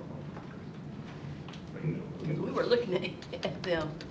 Well, we're just using it as a sample property. This is how we're going to bill Costco directly. It's saying, here's a property that has a lot of roof and a lot of parking, and if we were to take something like that, this is how much they would pay if they had no Yeah. exemptions. I get it, it's just But- when we discussed this, we Yeah, didn't know we that. didn't. I don't think we really mentioned didn't that know. part of it. So yeah, you take that into consideration if you're thinking about caps and stuff. Yeah. Here's another interesting question of education. Is a retention system always a parcel of land that's set aside for runoff, or is it something that is equipment and it's electronic, it's ionic, or redistributing of that water coming off? Or is it always a pond somewhere? It's any way that they can hold water. It can be underground, and we have some businesses in town that just put, dug a big pit, concrete pit underneath. That's what I'm wondering. So it can be any It- number of ways to Right. have a retention system. We used to leave that up, we didn't specify how the builder would do it. We just told them how much water they had to hold back. So somewhere in our code, if somebody puts up a new commercial building, we specify they must have a retention The system. developer does, yes. We make them, or it's up to them? No, we make it. They're responsible for controlling their water. And so is there anybody then that we would bill? That's- If we yeah, made yeah, them, that's the what next we one. made them do How do it? we know, what record in our database do we have that says this building has All a the building retention plans have a retention system. system? So somebody's gonna have to scrub the entire database to find out. So, where commercial so buildings what are. would happen is that properties, this would be something they have to come to us and get relief. You see what I'm saying? Basically, we got excited for nothing. No, Because no, we there's thought- still a charge. No, there's still a charge because they're still putting water into the stormwater This is system. over what they're allowed. Water still What runs payments? off. There just ought to be some They're- Oh, they're basis gonna- to give them a credit. Right, it's a Some of it. credit, it's not Mitigation. waiving the fee, it's just reducing the fee, but they still would pay more than what they're paying now, because, as you can see, they're putting a lot of water into the system that's Right. not going into the, seeping and absorbing into the ground. The rule we used to use was they had to hold 15 minutes of what they put in the water, the creek system, above what it would have been if it was residential. So we made them calculate that 15 minutes of hold time. You didn't go out there and do it yourself? We have slide rules in. Oh. I'm old school. Is that when you were around that? Yeah. And what we've got here, I'll just show you 3 slides just to sort of for some comparison purposes. So again, this is how we rank relative to our neighbors. And again, we're at the bottom end of the spectrum when we're talking about how much we charge our residences for their contributions. And again, throughout what you'll see is the purple represents what we charge today, and the yellow represents what we are proposing to charge in the future. So in the case of a house, there would be no change on their behalf. As we talked about before, where we're considering impervious areas versus just the lot size. So again, something like a Whataburger currently would be paying $15, but again, there's lots of roof, lots of pavement. With the new calculations, they'd be looking at about $21. But as you can see, we're moving from the very end of the bottom end of the spectrum, and we're just moving up a little bit further. So again, we are still on the low end when it comes to our stormwater utility fee that we're proposing relative to our neighbors. And finally, just looking at the larger properties, currently something like Costco with lots of roof, lots of parking would be currently contributes $35 towards the stormwater utility fees, and then unconstrained at the top end it would be about $4.90. Yes, ma'am. Can you tell me why Cedar Hill's not on here? I cannot. Because I know that I see a lot of retention areas around there, and I was just wondering if they just don't even have. I don't. This was prepared by our consultant. Okay. I don't think Cedar Hill has a fee. We work for Cedar Hill, I don't think they have one. Okay. It makes sense, because we can do car washes over there.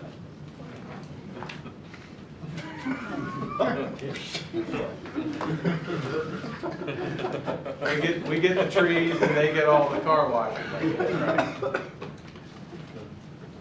So again, I just wanted to go through some slides that just I think are pertinent to helping you with your as you understand the process and where we're at. Again, just by looking at a selection of different businesses here in town. These were nominated by Jessica James, just to give us a good selection of choices. And as you can see, we're looking at the VFW. Again, this is 20,000 square foot currently. They have 20,000 square feet of impervious area.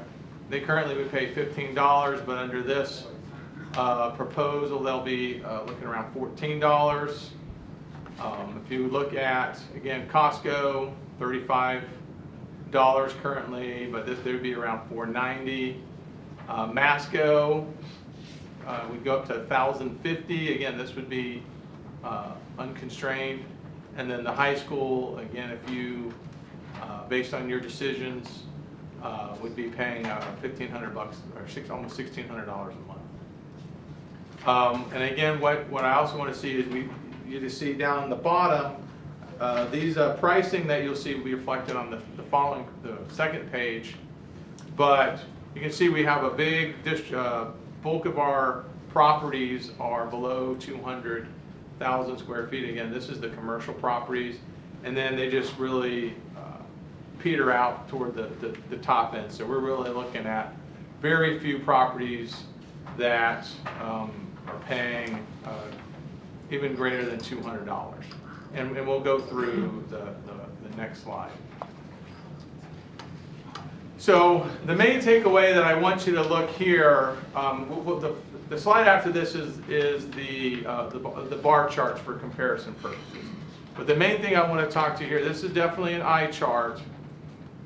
But as you look at the courses of these different options, the big takeaway is who is affected, because I think that would probably help you understand the understanding as you look at caps, as you look at properties that are affected by any policy decisions that you guys provide.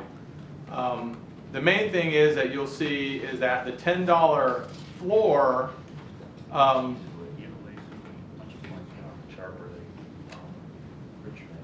Richard. Oh. Sometimes it hasn't been working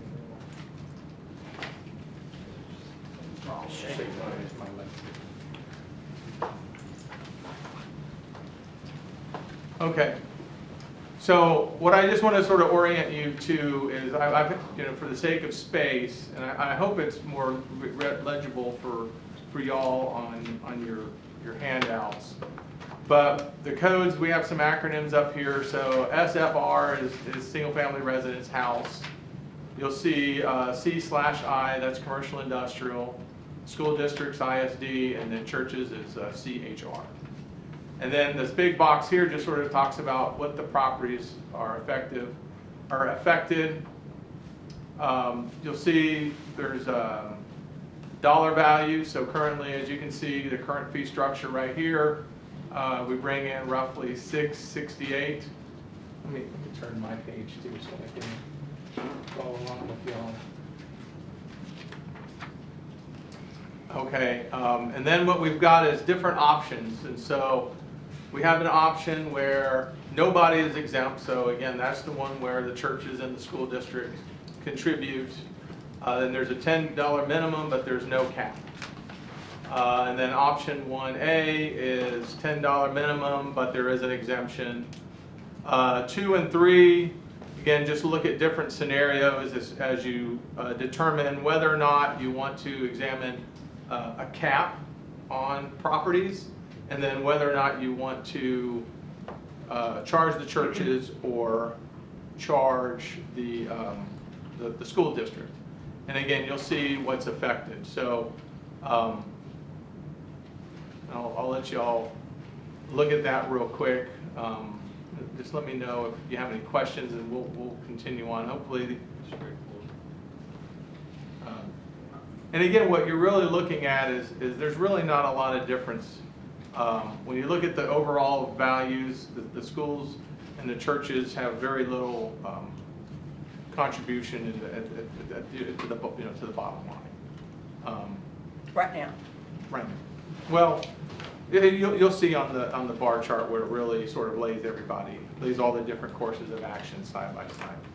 So the questions that, again, we need input from City Council tonight would be, again, decisions on how you want to treat the school district, whether no exemption, full exemption, or some partial exemption.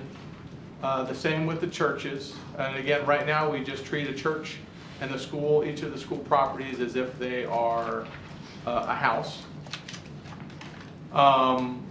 We are currently planning, assuming you know, we get your input tonight and we are able to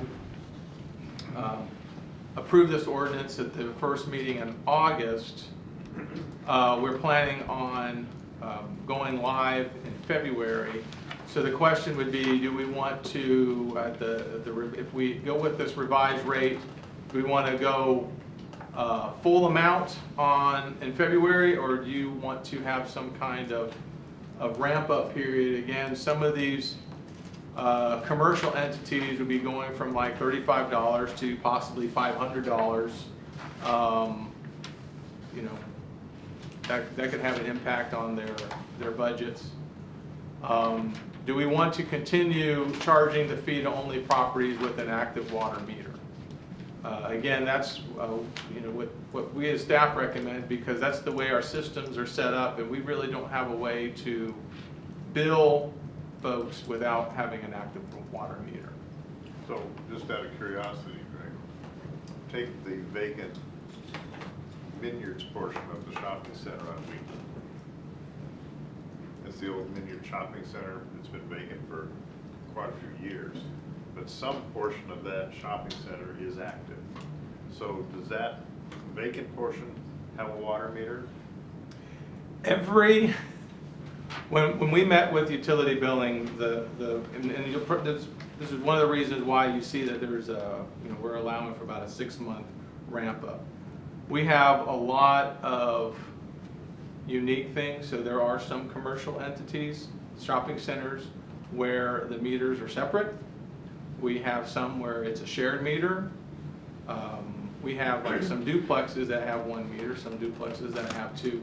There's all kinds of different scenarios, but it is based on meters. So, Well, the basis of my question is, we know who the owner of that shopping center is.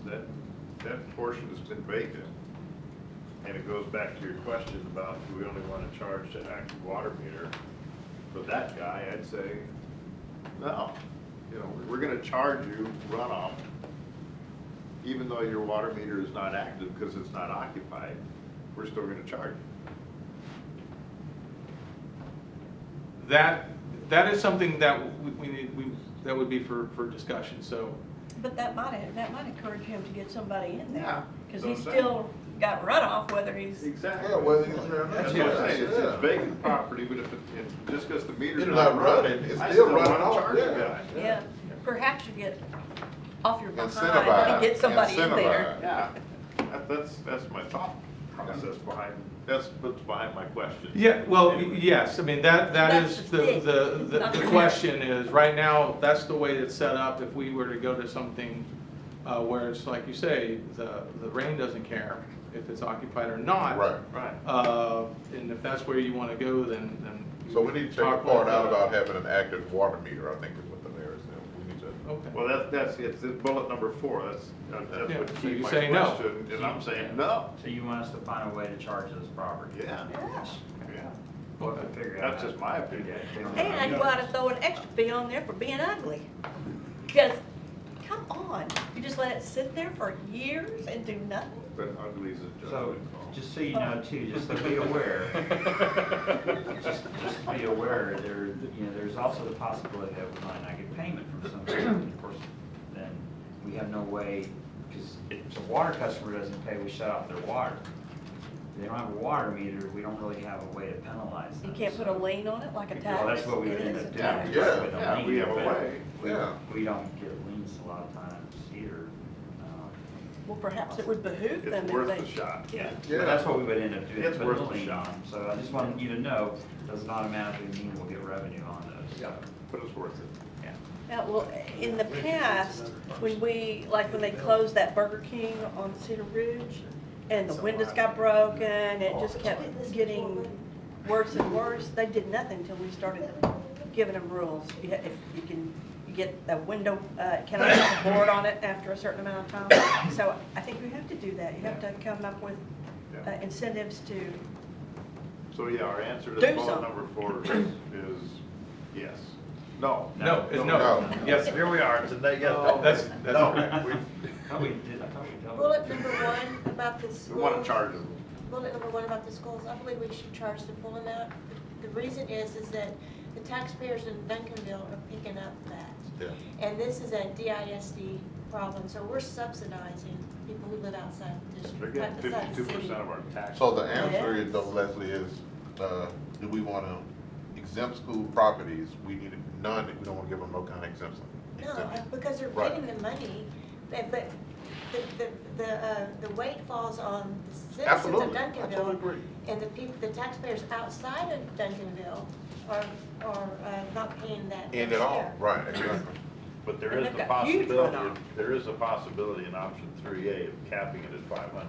No, No, they have huge runoff. I'm just putting it Yeah. out. Yeah. Yeah, and Putting it out we're there still because you're subsidizing, talking about even high if we Right, cap it, we're because, still subsidizing. you know, the majority of our district, well, a good portion of the district is not even in Duncan. Duncanville. And a lot of You know, schools. and a lot of people don't realize that the district goes all the way, yeah, they pay school taxes, but they're not paying this. Yes. Yeah. So that means that the citizens of Duncanville. Right, have to pay it, Are, right. Subsidizing it. So, is that, None. None for- None for, ISD. ISD. Barry, we were cold-blooded before you got here. We surcharged. so again, the caps, and again, this was just the recommended, when you look at the tables, and again, this is totally subject to, again, whatever y'all want to do in consideration. Again, at the $200 a month, what we're really talking about is, I'm gonna look at my note here. There's like 23 commercial entities that would pay more than $200 if we didn't cap that. and the churches, I think it's a usage fee. I don't think we should exempt churches, because it's an actual use, I mean, it's not a tax, it's a usage. So I don't think we should exempt churches. I agree.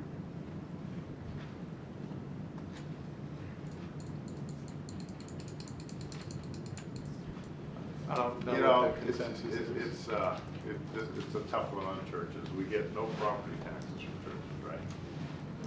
They're exempt from all property tax. So they're getting city services without contributing anything to the city service income. And this is something I think is fair. Yeah. Charge the churches for Yeah, something and like as- this because we're not getting any Exactly. And property as a taxes. member of a church in Duncanville, you know, from my point of view, I think we should pay our fair share. I think as far as. Then it goes to, okay, so that's question 1A, then question 1B is cap possibly on churches, I don't know. And that may become, What's the most a church would pay? We have, have to look at the data. It looks like there's only, Trying to do it looks like there's none that would be affected by a $200 cap, so all of them are under $200. yeah, Is that right, Greg? that's correct. If you look at option 3B in the bottom right, there's only one church that would even pay more than $150. So like A month. 3B would be, We're put 3, was it 3A? Well, based on your decision to not, 12 churches. to have an unconstrained, no exemptions, you're looking at the option 3 column Right, in terms of, so it'd be top of 3. well, top of the 3 would, these 3 reflects multiple caps. So you're looking at either one of the choices would be from 3, 3A, B, or 3, 3A, or 3B. But, And then the other choice would be option 1, which is no exemptions at all. excuse me, Greg, but 3 is not including all 15 campuses for the school. Some of them in Dallas. Right? Well- No, these are the properties that are on our list from Freese and Nicola as being in the. So there's, in yeah, there are 15, But we have more than 4 campuses in Duncanville. no, what he's saying there is that if you have, on that option 3 block, what he's saying there is that if you cap it at $200 a month, then that affects 4 of the campuses. So 4 of the campuses are paying more than 200, so if you cap it at 200, 4 of them are affected by that cap.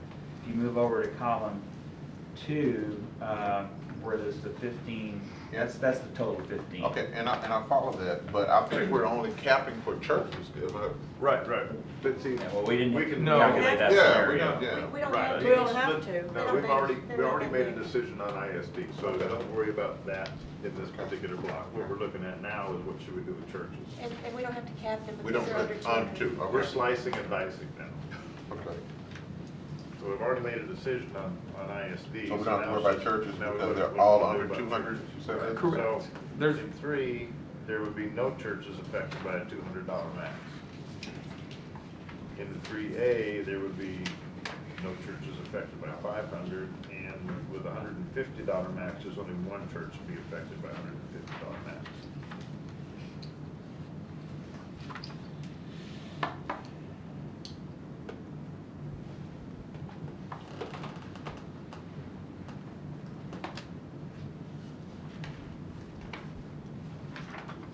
We don't know what church that is. I don't know. I mean, I can look it up. I didn't bring there's 900. I'm just listed. wondering, when he did this study, the Church of Christ might have been included as a Right. church, where today it's a school. Or will be a school.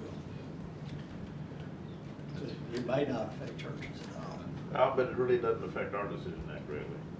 If we wanted to say that, for churches, looking at this, no church is affected by a $200 max. Not exempt, no churches are affected by a $200 max. Right. That would be, seems like a good choice for us.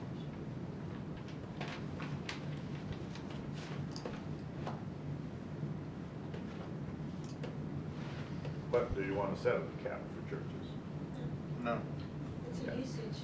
Okay, then it's gonna be option 3 on churches, right? Am I reading this right, Rick? No, sir. So if we do not want to have any exemptions for churches, and what I'm hearing that we also don't want any caps, then what you're looking at is option 1, Got it. which is no exemptions and only having a $10 minimum and an Okay. unconstrained top end.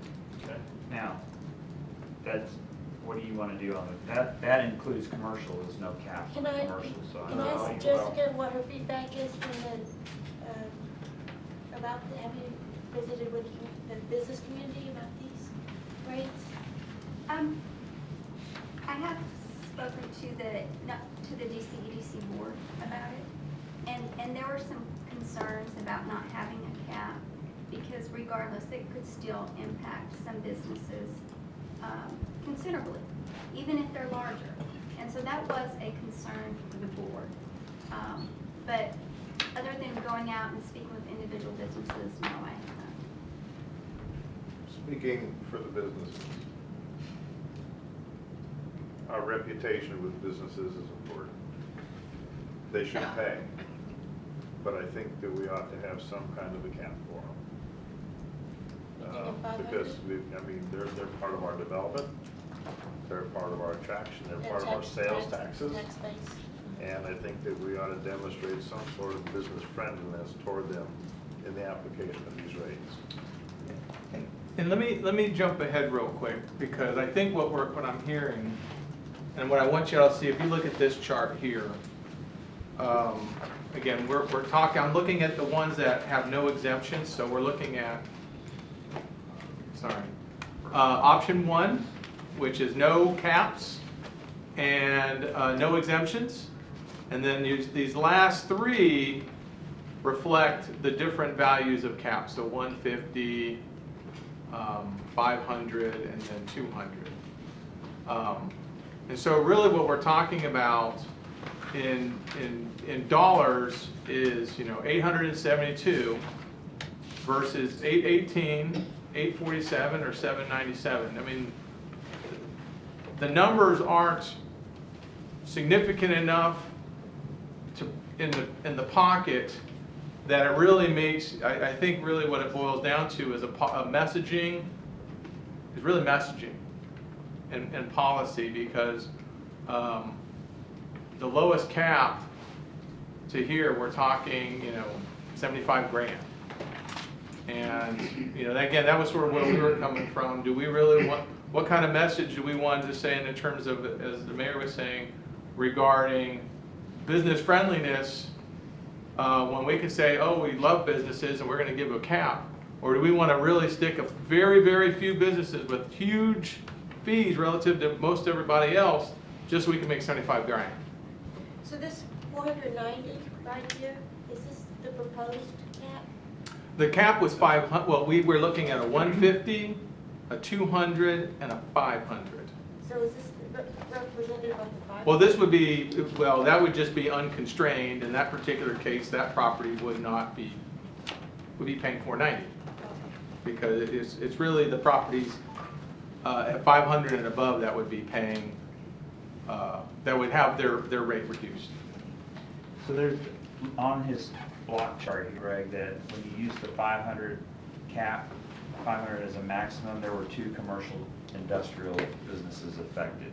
So if you set the cap at 500, there's only 2 businesses that are out there that are already, that would be above it otherwise. That's probably W and B and Masco. Right, and if you look at your My guess. little Well, graph, Costco. we have Masco, no, Costco's right under the 500, Oh. I think, if that's where your 490 line is. Costco. Yeah. So, but Masco is out there. Oh, probably. And that's But behind you're us. gonna also, are you Pioneer not, Bakery, you are got you gonna go back and if they've got that? If they have retention, then they Yeah. can get a credit for that to So- reduce their costs. Yeah. I don't know about So Pioneer that and. plays in here too. We Pioneer, haven't even right. done that yet, Right. so They wouldn't I have think to. we should, Pioneer wouldn't have any retention. They I don't don't. know about, not where they're at. It's been here too long. And Masco, I Duncanville don't know Industrial about. District. so Masco it's probably. Pioneer and who else? that- Masco, are the 2 that are. And they've been here so long that they don't have retention. Yeah, Matt. Probably, I don't Yeah, think they correct. have. Yeah, I'm comfortable from 200 to 500 based That on, original- based on this chart right here. No retention. Well, so would it not behoove them to do that then at this point? That would be something to look at. They probably want to run a cost benefit analysis to see if it would, depending on the cost of build retention versus the credit. Yeah, because I would think it's an education process, and surely they understand the merit and, you know, not putting that in the, Okay, I think 200 is fair based on this little thing right here. It would encompass most people, the outliers. There's just only a couple outliers, WB, which they have a huge, they have retention. yeah, and Costco has retention and. The only ones they said didn't was Yeah. Masco and Pioneer. Of the large ones. Yeah. I don't know about the smaller ones or those others. There's 23 businesses that would be affected by the $200 maximum. So if you set the cap, without a cap, setting the cap at $200 would give a relief to 23 commercial industrial businesses. But I don't know And who all those of are our those big employers in the city. Don't know. May or may not be. They just Could may be have pet large village, area. you know. I think we looked at that one time and the top employers, one was the city. And then, 84 lumber. it was the cabinet place. And, because we had those at one time, the top 5.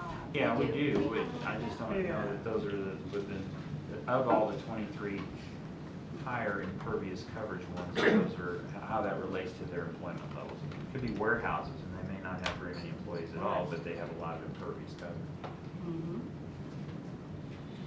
For the most part, there would be a direct correlation, because you're talking about Pioneer, W&B, you're talking about Masco, you're talking about Costco. All these are our top employers. You're talking about the Fords. All those are our top employers, and those have some of the largest areas. So, Well, but the 2 of the largest that didn't was Pioneer and Masco. Right, that don't have detention. Retention. But we've not figured in those percentages yet to see what percentage they would pay anyway. So how does that affect it if you cap it? You cut, that percentage comes off the cap?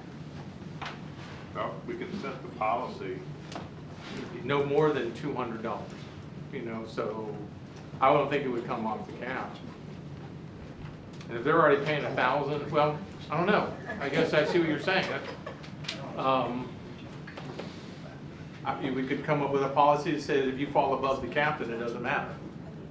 Because, you know, probably not gonna drop you $800 if you're at the very top. So if you're getting a credit from the city, we're not gonna already give you $800 a month in credit and then drop you another $50. Right. Just because you got dug a hole.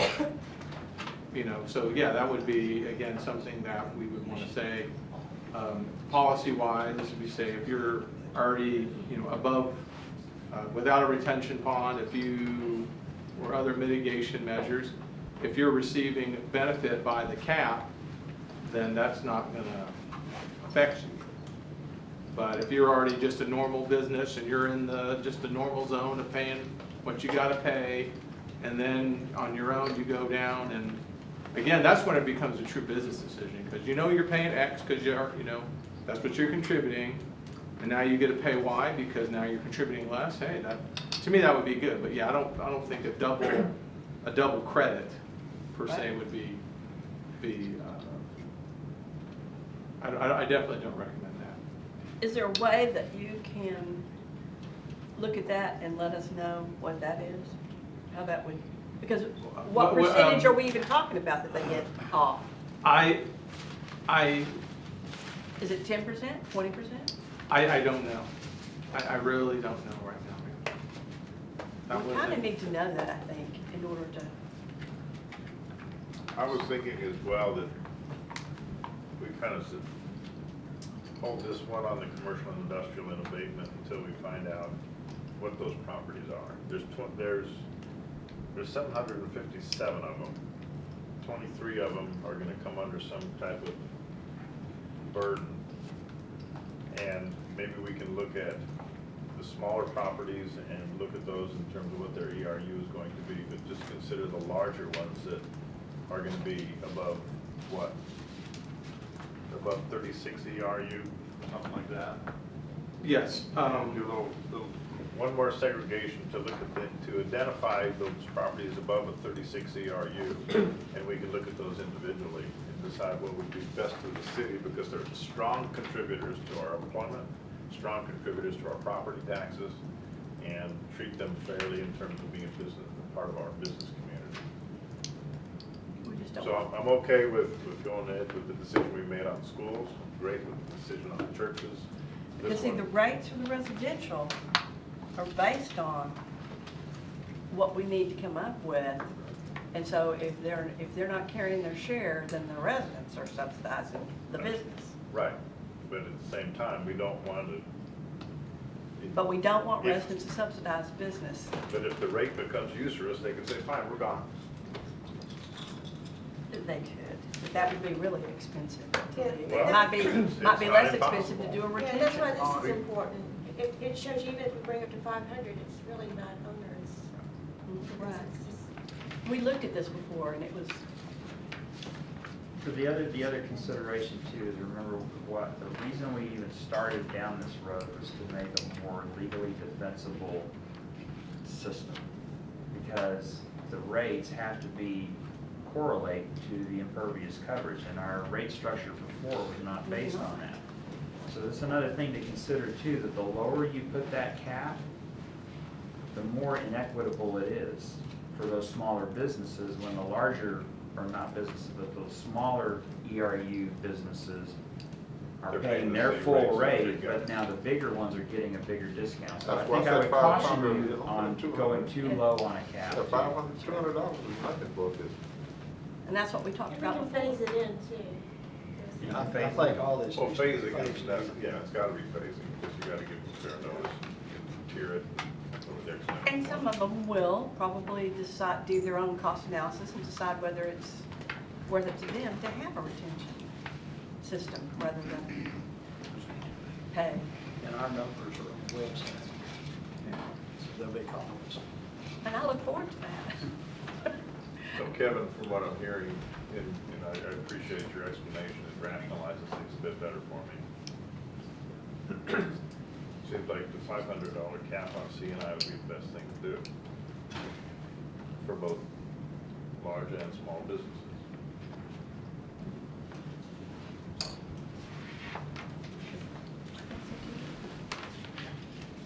have an appeal process by a small business?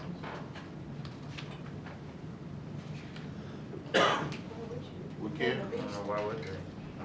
Why would you, they're paying at least Well- amount as well. Well, I was thinking, you know, here's my P and L, and all of a sudden you're gonna give me this extra stuff, and, you know, this is what I can afford, this is what you wanna charge me, can you charge me what I can afford? That would not be No, legal. and part of the problem in the past was we weren't charging them what they should have been paying. I think there's the opportunity for them to come in and re-examine the calculations. Is that true or not, Rick? You know? I don't recall off the top, but we can definitely add that, but again, and I would say that would be, you know, reasonable, the way that when Freese and Nichols did their study, they used like planimetrics, and so they weren't out with at every property with a tape measure. They used their GIS and software to determine where the roof was and where parking lots were. So the impervious area was calculated basically using imagery and a sophisticated software program. So if there's a business who says, no, I don't have 10,000 square feet of impervious area, I went out with my tape measure and it's 9,000, okay, we'll go out there and work with them on that. I don't think that's a problem, but yeah, so they would, if they have a concern, they could do that, or if they over time say, you know, one of the things they want to do some air beautification and get rid of some of the ocean of parking because they don't need it, and they put in grass, then they would come back in and we could redo our calcs, or they can, when we submit their building plans, we could go, oh, well, you just took, you know, 1,000 square feet off of your How do you property. treat the storefronts in the shopping center like where Kroger is? That it's all based on the way that we had discussed it with utility billing, was tying everything to, I think what they call prims, which is the sort of the special account number assigned to that meter.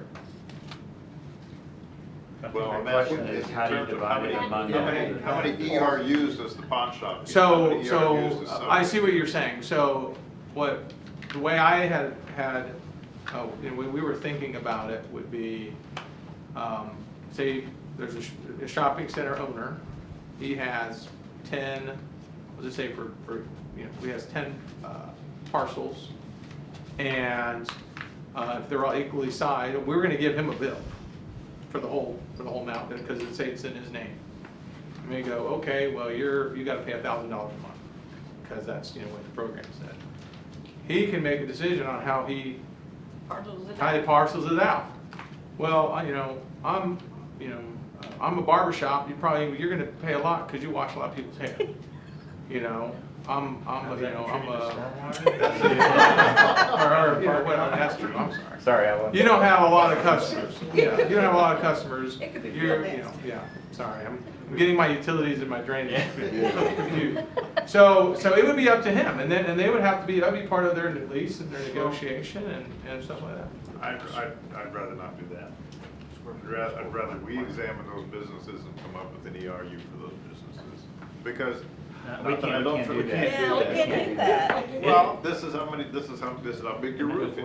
We don't know what the interior The space build-out is, the build-out. Those partitions within that build-out can change on those spacing. We don't know that. Yeah, they knock We're out just walls going by and the take more. top. But there's a property owner for all of That's that, and there is one owner, one landlord, and they can decide how they want to split it out among their tenants. But, But, they and don't and get don't water forget, it's all the parking lot too. It's not Yeah. just the Yeah. water lot. You got separate water But meters, it- we're building off a water meter. But then he'll tell us how to allocate among those water meters. Now, one thing though too, based on your previous guidance, which is we don't care if there's water or not, is contributing consistently. So that was the part where we, you know, based on that guidance, I have to get with Richard and figure out how we just load in all the property owners and how much they owe, and we just send them bills. And then they figure out how to pay us their money. And I'll tell you this, when they were doing WV, they changed it twice. And I came in because it was in my district and met with Ken Cagle and David Green at the Change what? like their landscaping and their runoff and their parking lot and the whole thing. Because they wanted the maximum retention or whatever, so they would not get that. And I guess someone refigured it for them and told them, you know, what they needed to do with, you were gone, weren't you? You weren't Yeah. working? Well, I think we need to do some more, now, based on your decision though, to not tie it to water meters and to charge every business or every property, we'll need to figure out then how that fits best. I still think that we're probably gonna go with the majority to tie to the water meters as best we can, but I think it still needs to stay with the property owner, because that's the records that we have is by properties. Got it. And so then let them figure out how to split it up among their tenants. All right. And so I think what I've heard too is that y'all were, no cap on churches or schools, no exemptions, No exemptions on churches and schools and no cap, and no cap. and $500 $500 cap on commercial industrial. Right. Yeah. And a phase-in period. Yes. What time frame of phase-in? Are you looking at 6 months, 12 months? Six. At least, I said 6. I think we give them like a 3-month notice that it's going into effect. We will do that, we will do that. So if we give them It's the Wouldn't it notice, be ready say to six do this months January phase-in. 1st? No, No, February. yeah. So we give them a 3-month notice, then they have, that's almost 9 months till they can start preparing. And that notice is unique and individualized to each property owner in terms of what the ERU, we're gonna tell them in that notice, this is our new policy, this is your ERU, and this is what your cost is going to be, right? And provide them the graph of how they're still way less than the surrounding areas, except for Syria. So that they don't think, so that they don't, Dennis, so Brenda? that they can see that they're not being gouged. except for Sewer. Can I recommend just a because if we say just 500 cap on all non-residential, that covers any of the churches. That's not what we're saying. Oh, so you're saying that the 500. school would still pay like 1,000? Yes. Whatever it max? is. Okay, Yeah. okay, I see. Yeah, that's what I'm saying. I'm sorry, I We- see what- I We sliced understand. and diced this. No, I'm We didn't I'm we didn't tracking now. Select an option by block. No exempt, no cap on schools, no exempt, no cap on churches, $500 commercial and. Greg, for years, they didn't pay their share on water, and you'd have people calling all the time furious, because they'd be watering, no matter what it was, because they didn't have they weren't paying We had a the. trade-off. We got the tennis courts, they got. Oh. Well, So if you that was played- the deal, it was good. That's ridiculous. 'Cause look how many citizens don't play Okay, tennis. are you done? You're done, right? You can Well- only have 6-month phase. We're not Yes, and doing I got 6 month Government favorites. buildings, like the county building, are they exempt? County is exempt, and of course, we wouldn't charge ourselves. How come the county's exempt? They charge us on everything. They're, I think when I went back, remember the ordinance, we can't charge them. Post office, I mean. Well, yeah, why? they're federal government. Can't charge federal, we and- can't and charge state. The county's the county is a subunit of the state, so we can't charge them. Life is life. Okay, lunch or dinner? What I'll did you take bring? dinner. Did you bring it? It's here. 30-minute recess, hopefully, maybe kind of sort of try. Is it, no, you're talking about a ramp up? Ramping it up? Yeah, Okay, yeah. over that time frame. So it's gonna be So- a schedule of how that's ramped up? All right. You know, any thoughts? You wanna do 3 months at a time?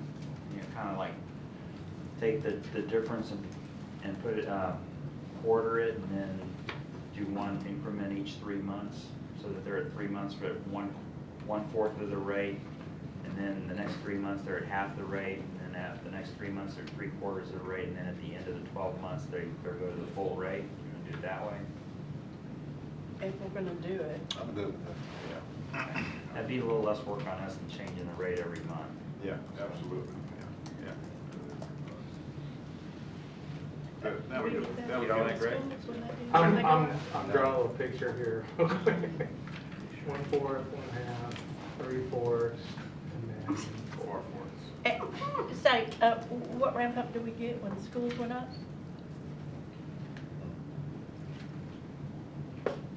everybody gets a 12-month ramp up.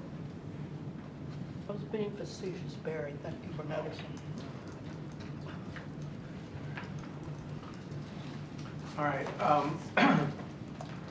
So barring any last discussions on the stormwater fee, we'll roll into the proposed 2019 CIP budget, as well as our program for the out years 20 to fiscal year 2024. So just a little background for the CIP program. Again, this is the plan that we're going to present reflects our plan to execute the CIP projects for FY19, so the upcoming budget year, and then also lays out our plan for the following 5 years.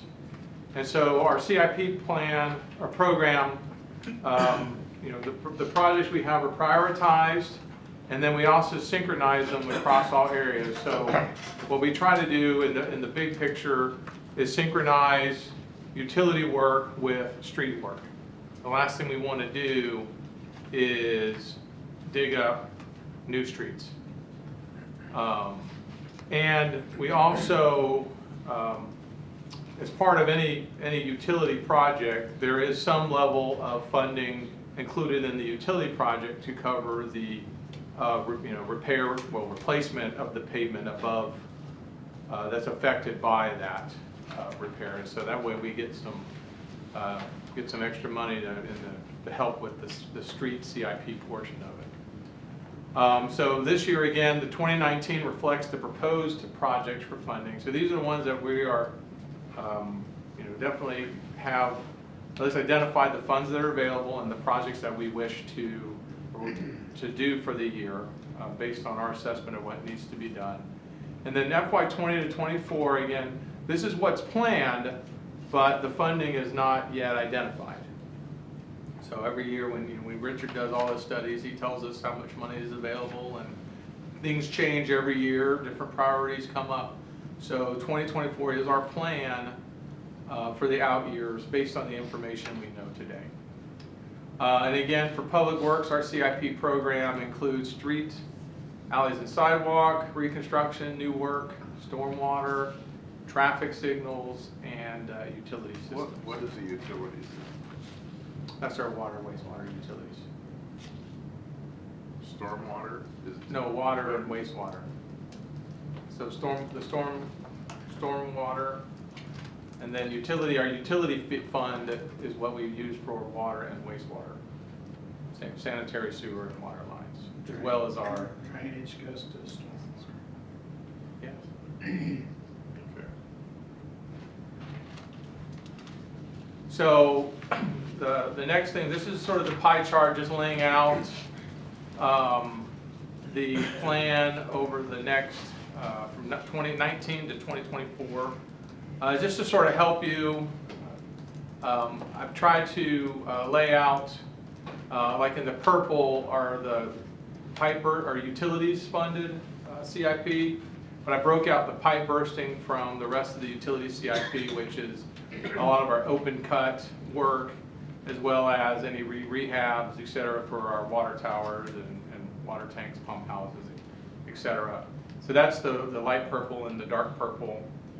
Moving over to the right are the two street pie slices. Again, the light blue represents the CIP. So this is the stuff that we hope to have, and as you look into the out years, funding within our general fund. But then you see the bigger pie slice of blue. The dark blue is the streets that's unfunded. The shades of red / pink are the expenses related to drainage. So again, that's CIP, then bag wall, and then unfunded. So that again, that's the stormwater systems that we have. And then finally in the green is our alley program. The alley program is the one that's directly funded from our garbage, the solid waste. So I'll pause on the pie chart. I think they're still making some notes. And And I would just like to remind the council, as I usually try to do, just in case you forget, but when we talk about the street CIP capital projects, that's different than the street maintenance that we talk about in our general fund public works budget. Street maintenance is our mill and overlay, microsurfacing, crack sealing, whereas street capital projects is total reconstruction of the street or building new streets.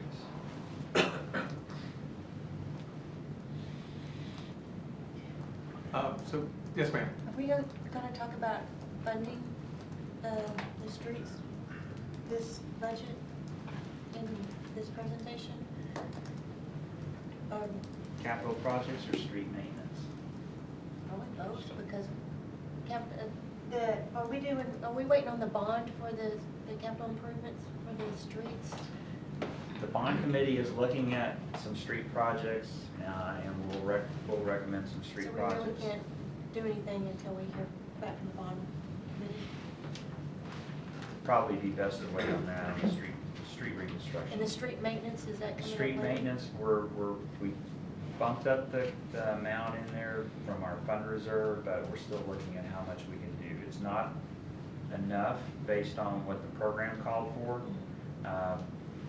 but you know, again, we don't have a funding source for that, so we're trying to bump it up as much as we can with the excess revenue. Were we going to talk about the street maintenance fund? Is Well, that we talked dead? about it a little bit yesterday, but we didn't really, other than the fact that there's no funding source, so. I think we need to have another conversation about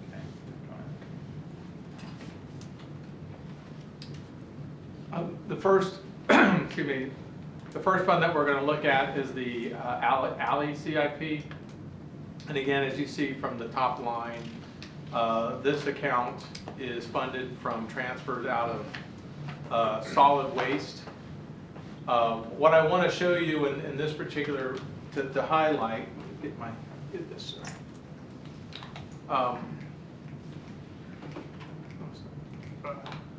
So the main takeaway from the alley, because we only get $200,000 a year into this account, is that what you will see is construction rollover. And so based on our funds that we have of $200,000, we're basically only able to fund one alley CIP project roughly every 3 years.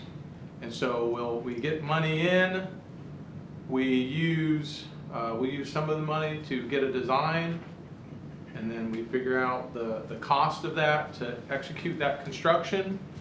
And then over the next few years, we save up the money to do that job, and then we repeat the process.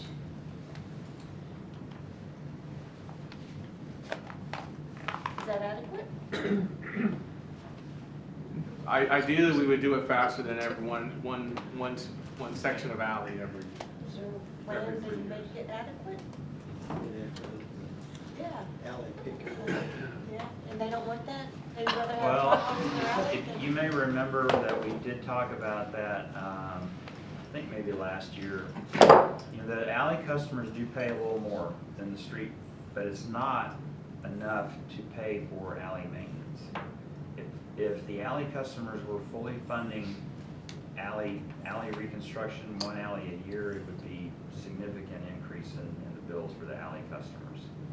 And we use some drainage fund money for it because the alleys also serve as drainage ways. So we try to find other sources as well, and most of it, some of it, you know, so as Greg said, we're at the point now where we're having to build up funds over a couple of years to be able to do an alley. And didn't I hear that a reason for taking general fund money to help defray the cost of the alley is because they take because people are using the alley as streets, so they're taking the usage off the streets.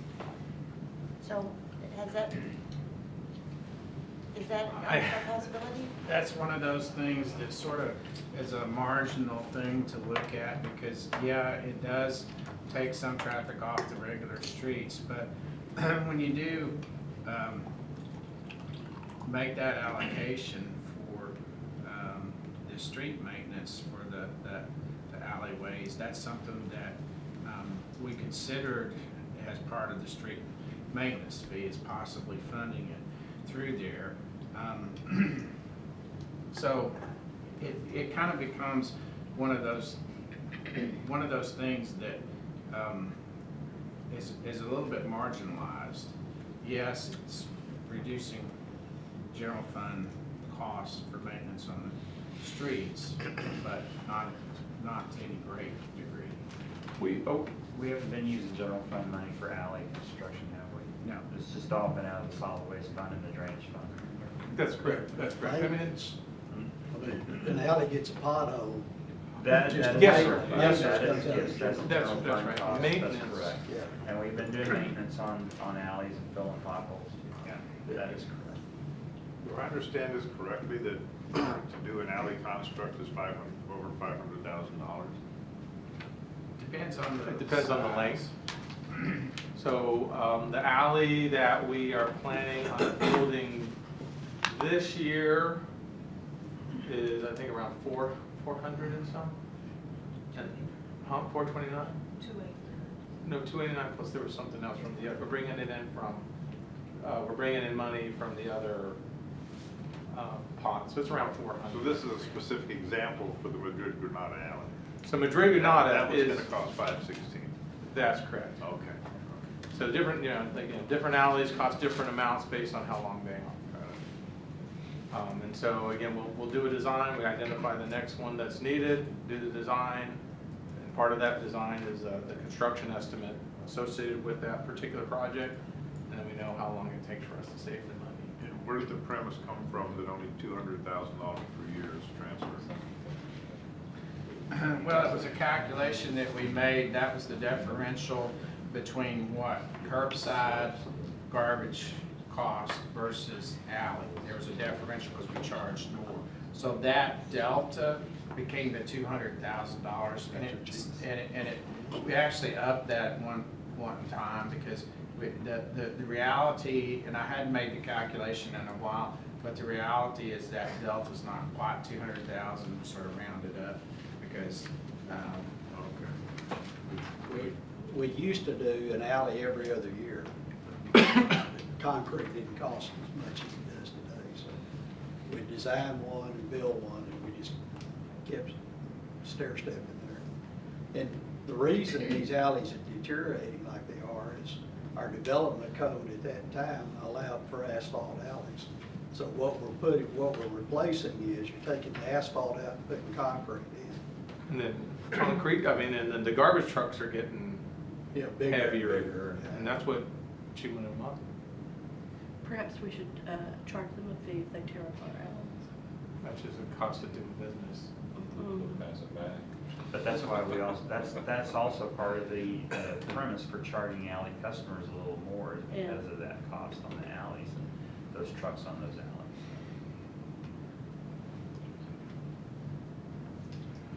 And again, this here is just sort of taking, laying out some of the projects that we are nominating in the out years. And again, what you see is alleys every few years.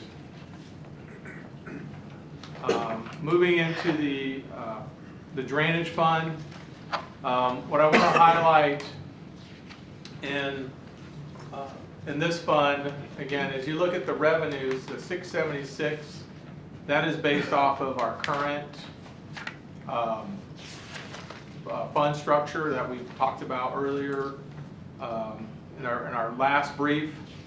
So again, as we go and implement the new stormwater fee structure based on the guidance we received from you tonight, we anticipate these numbers again being larger. I think going up into the 800s, which will help out a lot. And again, what you're seeing here in the expenditures, as we talked about, the drainage fund pays for several of our FTEs. It also funds the bag wall program, and then you'll see capital projects. And then there was one unfunded project that we were wanting to do in the out years. Why does the bag program jump to 200,000? So, our typical bag wall program, we budget $60,000 a year. And again, probably for the group, the bag wall program has a 50-50 cost share with the citizens. But what we find is we do periodically have bag wall projects that are super expensive. There is one right now that is on 10 Mile Creek that's $200,000 to do with the bag wall. When we did Thoroughbred Hills several years ago, those were $100,000 bag walls. So we do have certain customer or residents who, based on the situation at their particular house, is very expensive, and so periodically we want to put some money aside to help some of these, to accommodate the folks that have some of these higher cost bag walls. So I guess what I'm saying is we're just gonna do it that 1 year? We basically look at what fees are available and what the demand is. And when we look at the capital projects, so as you see in that year, we just didn't have a lot of capital projects based on our design construction cycle. Because again, this is another one of those ones that we have to sort of partially fund every year. Let me go to the next. And the citizens pays 50% and the city pays 50%. And they use one contractor that we vote on. It's out of Grand Prairie, and it supposedly is then covered that if you use this guy, that it's gonna be a good job, nothing, no problems. We looked at it one time, and it was really, for us, it was more than if we got a contractor by ourselves, but. Meaning the homeowner got a contract? Yes, it was more. Ours, I think ours was like 40,000. We would have had to pay 20, and the city paid 20, but I think we could have done it for like 30. But you don't have the guarantee with the city behind you, is the trade-off. So the construct drainage on South Peach Street, what's that look like? That is basically running from Vineyard all the way down to Lions Park. So right now that's all surface drainage. And in that particular location, there are several houses that have had flooding. And just like in those last rainstorms, we went down and folks had to put like sandbags in front of their garage doors and stuff like that. So the plan would be for that area to in that particular basin to capture the water, go underground, and then take it underground to Lions Park and Horn Branch. But that's the unfunded project. So that would be one that would be get extra cash. Yes. Rewind to the bag wall. Yes, Can a citizen opt out? Oh, It's an opt-in program. Oh, yeah. They basically will ask us Yeah. if they request to participate in it. So we set aside some funding each year for it. It is a good deal overall because most cities do not participate. If you have drainage on your land, that's your responsibility, right? And there is no city participation. Unless so- it's city runoff. Well, if it's on city property, but. Well, like from city street, and it's running onto your. We do have projects that we've done to abate issues. That's how I met Dennis. I was just curious. Years ago. Yes. It was a wonderful You relationship. flooded her house? Tried to. That developer did. I did But the city wanna- okay? Want to make one note that oftentimes the reason that our cost and our contractors are higher is because we have a pretty high insurance requirement for them in order to protect the city for when they go in. So as a private citizen, you may be able to find someone that doesn't carry that type of insurance, and their costs may indeed be lower. Can I go back to Peach Street? Yes, ma'am. They don't have sidewalks, do they? I don't They know. have no sidewalks Yeah. and it's all bar ditch. So can we just kind of earmark it so that when the block grants come around, that we can get sidewalks over there using the block grants? We Just we as don't a- put them in from scratch. Normally, don't we just repair what's there? Well, our It's a beginning, we don't have- concrete, the new sidewalk concrete construction crew, they typically do more sidewalk repairs. I was gonna say, because Redbird doesn't have sidewalks, and if we're getting new sidewalks, we would like them. And then we Well, we are, have no, sidewalks. what we do Orioles for, don't. I wanna hear Redbird never has Greg. had 'em. But Oriole never had them either. I want It's to a hear low, Greg. it's a low commodity area, peaches. Go ahead, Greg. okay. What? Oh, you're talking about. So in terms of what the city does with its in-house staff, which is that new concrete construction crew that we stood up this current year, is going back basically into areas that have sidewalks, but those sidewalks, over time have degraded and roots have gotten to them, and a lot of places didn't have ramps. And so, or they have older style ramps, and so we go rebuild ramps, and so they're more on O&M. So that's really taking what we had and just being good stewards of our existing assets. This particular year, we did, through the Red Light Fund, in FY18, we had $600,000 made available for streets.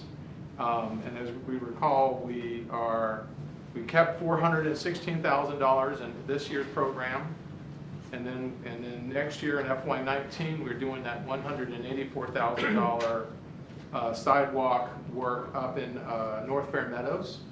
And then we'll have $120,000 in FY20.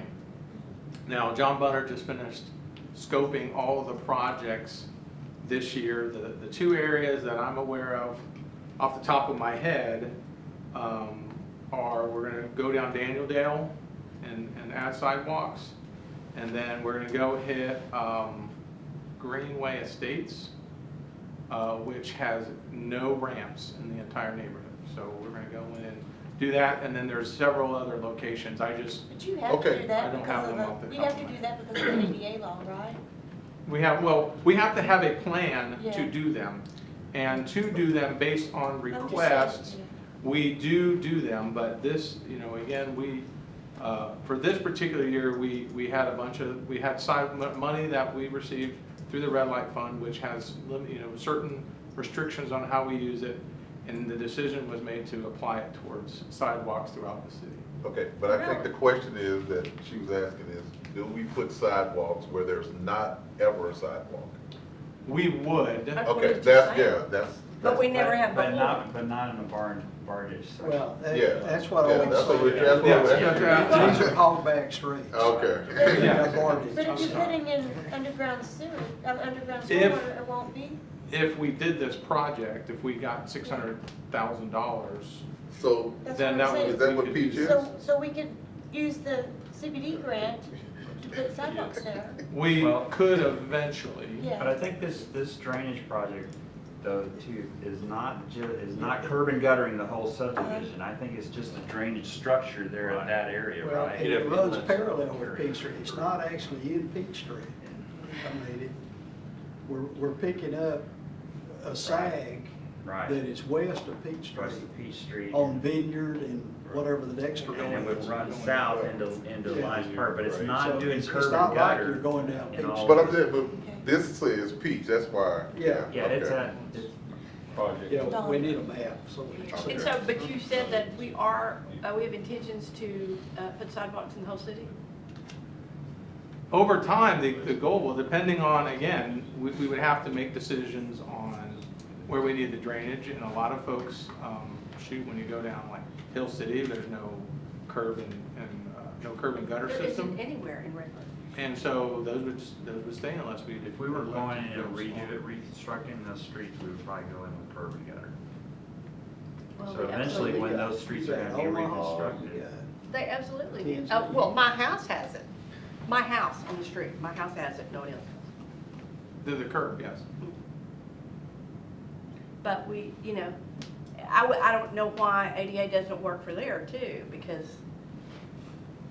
they've got I nothing. can't put a sidewalk unless I have a place for the water to go, right? Because right now the water goes off the road onto the grass and down But there. when the houses were built, didn't the developers, the house owners, fit that bill for the sidewalks?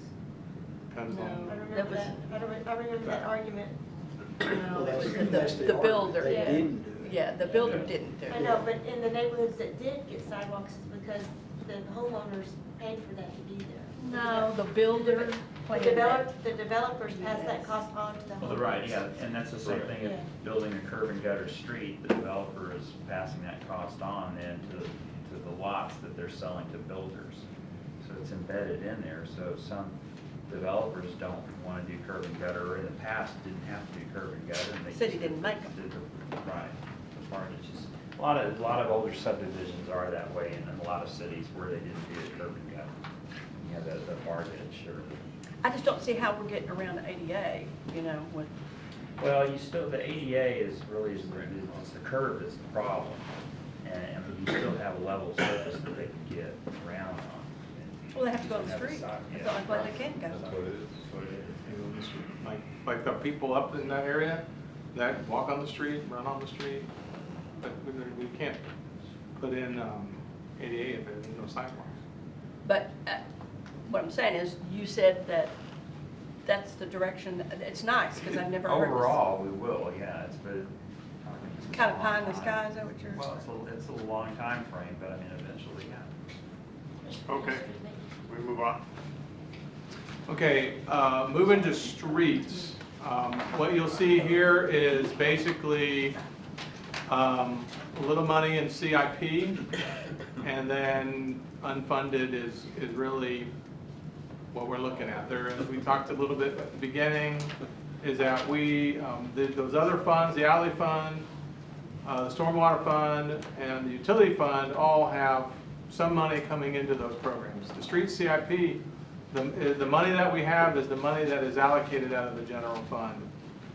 And, you know, of course, in competition with everything else that the city needs to take care of. The main projects that are part of the funding is in the out years for 19 and beyond is the design for the landscaping on I-20 to again synchronize with that service road project, and then the two years of hardscape elements again at US 67 and then at I-20 to go along again with those projects and the green ribbon grants that we are pursuing. Everything else that you see up there is currently unfunded.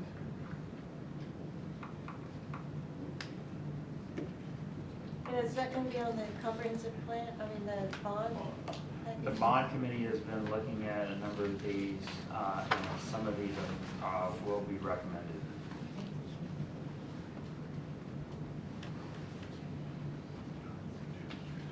Moving to utility fund. Now this is the fund that is the healthiest and the most self-sustaining.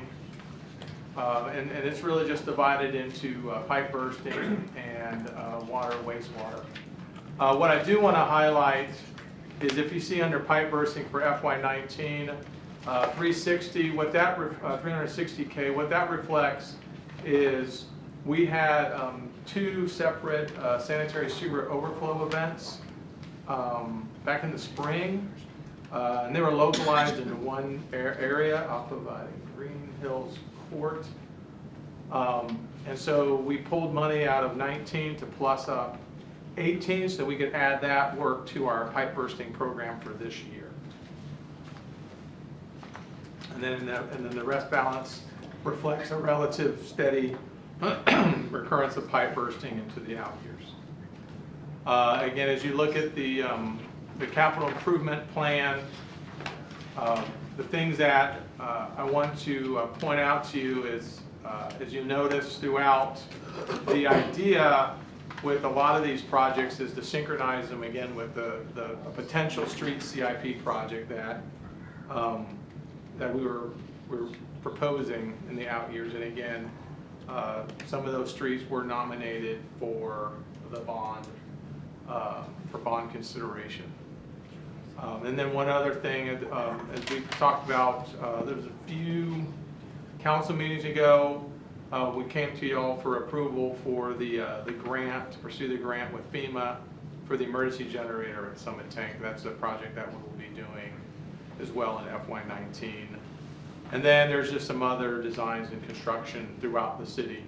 But as you'll see there, I think we talked about a little bit as well with the above ground infrastructure that we have, the tanks, the water tanks, ground storage tanks. When we go through those are significant costs, and so again, what we're looking at for the Daniel Dale is roughly a $2.5 million job spread out over 3 fiscal years.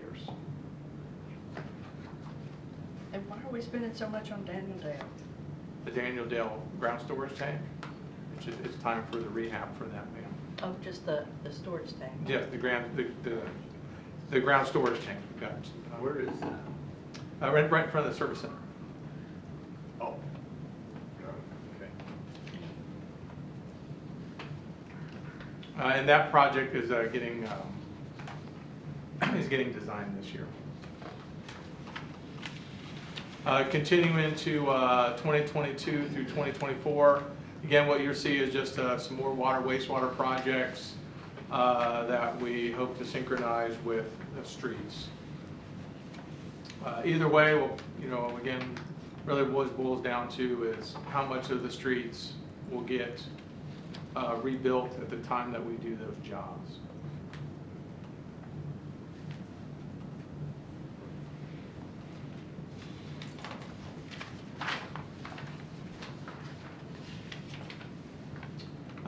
And then just in conclusion, as you saw, only the utility CIP program is self-sustaining in the out years. We are revising the methodology as we discussed in the previous briefing for assessing our fees to give us some additional funding for the drainage and alley programs. As we talked about, the street CIP program is the one that does not have a dedicated source of funding. And then again, as we talked about, the bond committee is considering some of those projects, street projects, or at least nominating them. And then I'll open it up to any questions.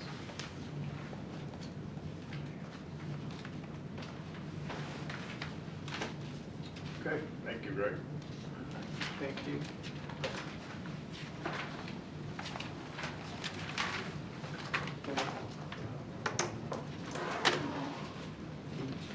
Yeah, it's the Tia show now. Good evening, Mayor and Council. She's been anxiously awaited. I'm so excited. I'm going to cover today the other funds that we haven't covered so far. So first, we're going to take a look at economic development and compare the FY18 adopted versus the revised figures. And this is, of course, a summary view of everything. Our revenues, if you focus on that yellow FY18 revised column, our revenues are expected to be at 2.6 million, expenditures at 2.9 million, and kind of dropping down to that red circle is our ending fund balance for the year at 1.28 million. So just focusing in on what the variances are between that adopted and revised budget. In revenue, we talked a little bit yesterday about sales tax is a main source of revenue for economic development, or it is the main source. And that's that 0.5% that we see. So we're mirroring what's kind of happening over in the general fund as far as percentage, an increase of 2%, so that's 47,000. And then our overall expenditures are going to increase by 1.2 million from the adopted to the revised. So focusing in there, we have some small decreases in EDC admin and in beautification for 36,000. And then we've added 100,000 for a demo rebuild program. And this is commercial side. Jessica covered yesterday some options for a residential demo rebuild program, but this is for commercial out of EDC. But that's what she was talking about too, right? The apartment buildings? Well, but those are residential, so this would be commercial, would be businesses, retail types of businesses. We didn't talk about that. No, I will bring that back to you at a later date. The EDC will put a program together and bring that back. They have not passed a program yet, but they have approved. We cannot use 4B funds for the residential because there's Right. not an economic development impact. But we can use 4B funds for commercial. So that's why the EDC is looking at that and would fund that program along with a residential demo program would still come to the council for final approval. The EDC would fund the commercial one, the general fund would have to fund the residential. Well, what are they talking about though? Commercial?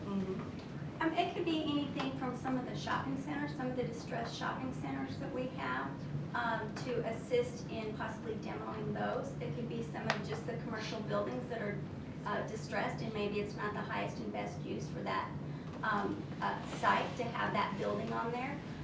One thing that is true in development is you have those buildings that continue to turn over businesses, and it's been proven that after a certain number of businesses have turned over in there, that the only way really to put a business in there that's going to be successful is to look at the options of demoing or completely redoing the facade out on the exterior. And so things like that in terms of trying to incentivize getting all the commercial buildings to a more sustainable level. So an example might be, and I don't know what it was, but there's the vacant building down there on Wheatland across from the dry cleaners on the corner of, what was that?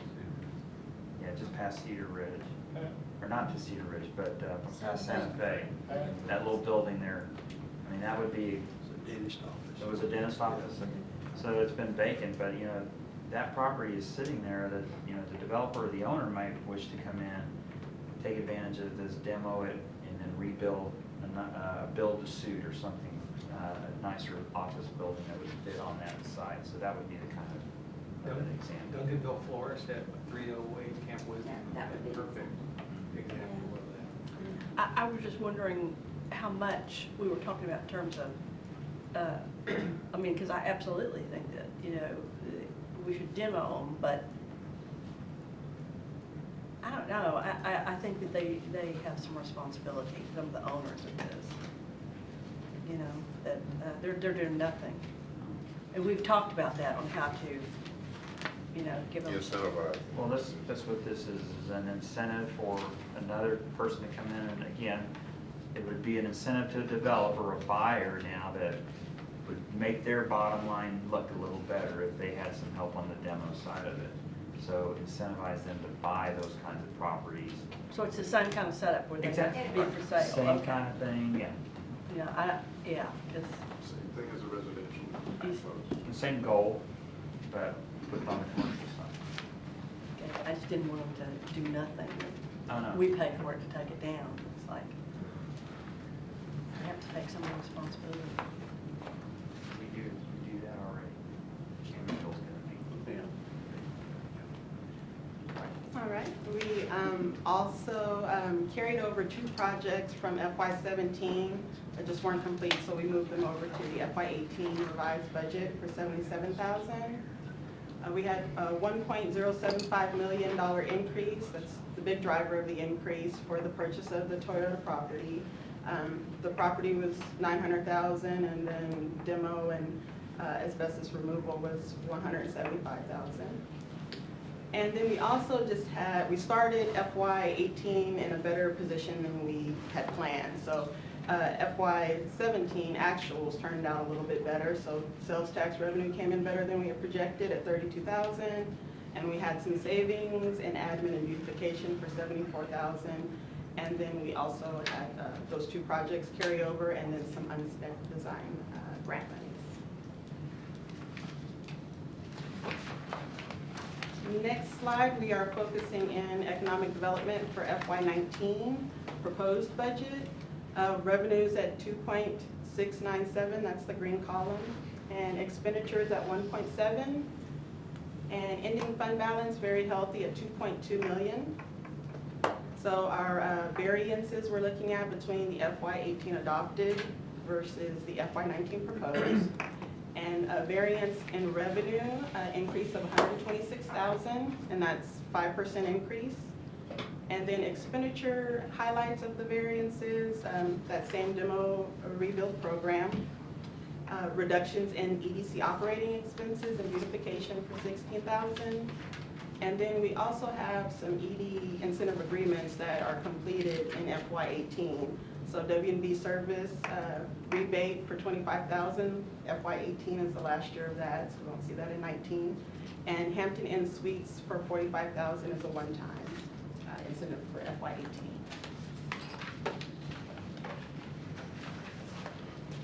Our next fund we'll take a look at is the Hotel Motel Tax Fund, and this is funded by hotel occupancy taxes, so 7% of hotel rentals. Revenues in that yellow column, focusing in on the FY18 revised, 746,000. Expenditure total, 576,000, leaving us with an ending fund balance down there of 1.3 million. Checking out those variances, hotel tax revenue overall has a decrease. Originally, we had budgeted in the La Quinta revenue of 125,000, but we've got a later start open date than originally anticipated. So Is that what caused the decrease? yes, sir. That's $125,000 that we had originally budgeted that we will not. All other hotel revenues really have just really minor variances up and down, an overall increase of $14,000 is 2%. Looking at the expenditures. What is decrease of 7,000 in general hotel advertising? I don't know if Jessica wants to talk a little bit about that. As far as general, there's several mechanisms they're using to do hotel advertising. And actually, that is actually an increase of 7,000. That's an error. It's the development of a new visitor website. $7,000 for a website? Is it a link to our website, or I'm sorry? is it a link to the city's website? Or is it a Oh, separate? yes. I mean, it is a visitor website, but yes, it links to the city website. That is correct. Do you know the site? Well, we do already have a URL right now. We do have under the EDC, if you were to go to visit Duncanville.com, it has simply a page that rests on the EDC site, but it is not its own website. And this didn't come before us then? It's $7,000 for a website. This is included as part of the budget. Part of the marketing budget. It has within not there. been, completed. Completed, I mean, it didn't come before us.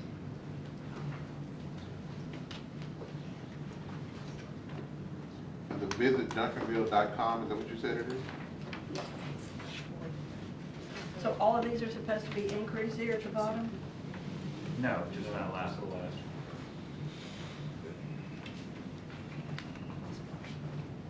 What's wayfinding project?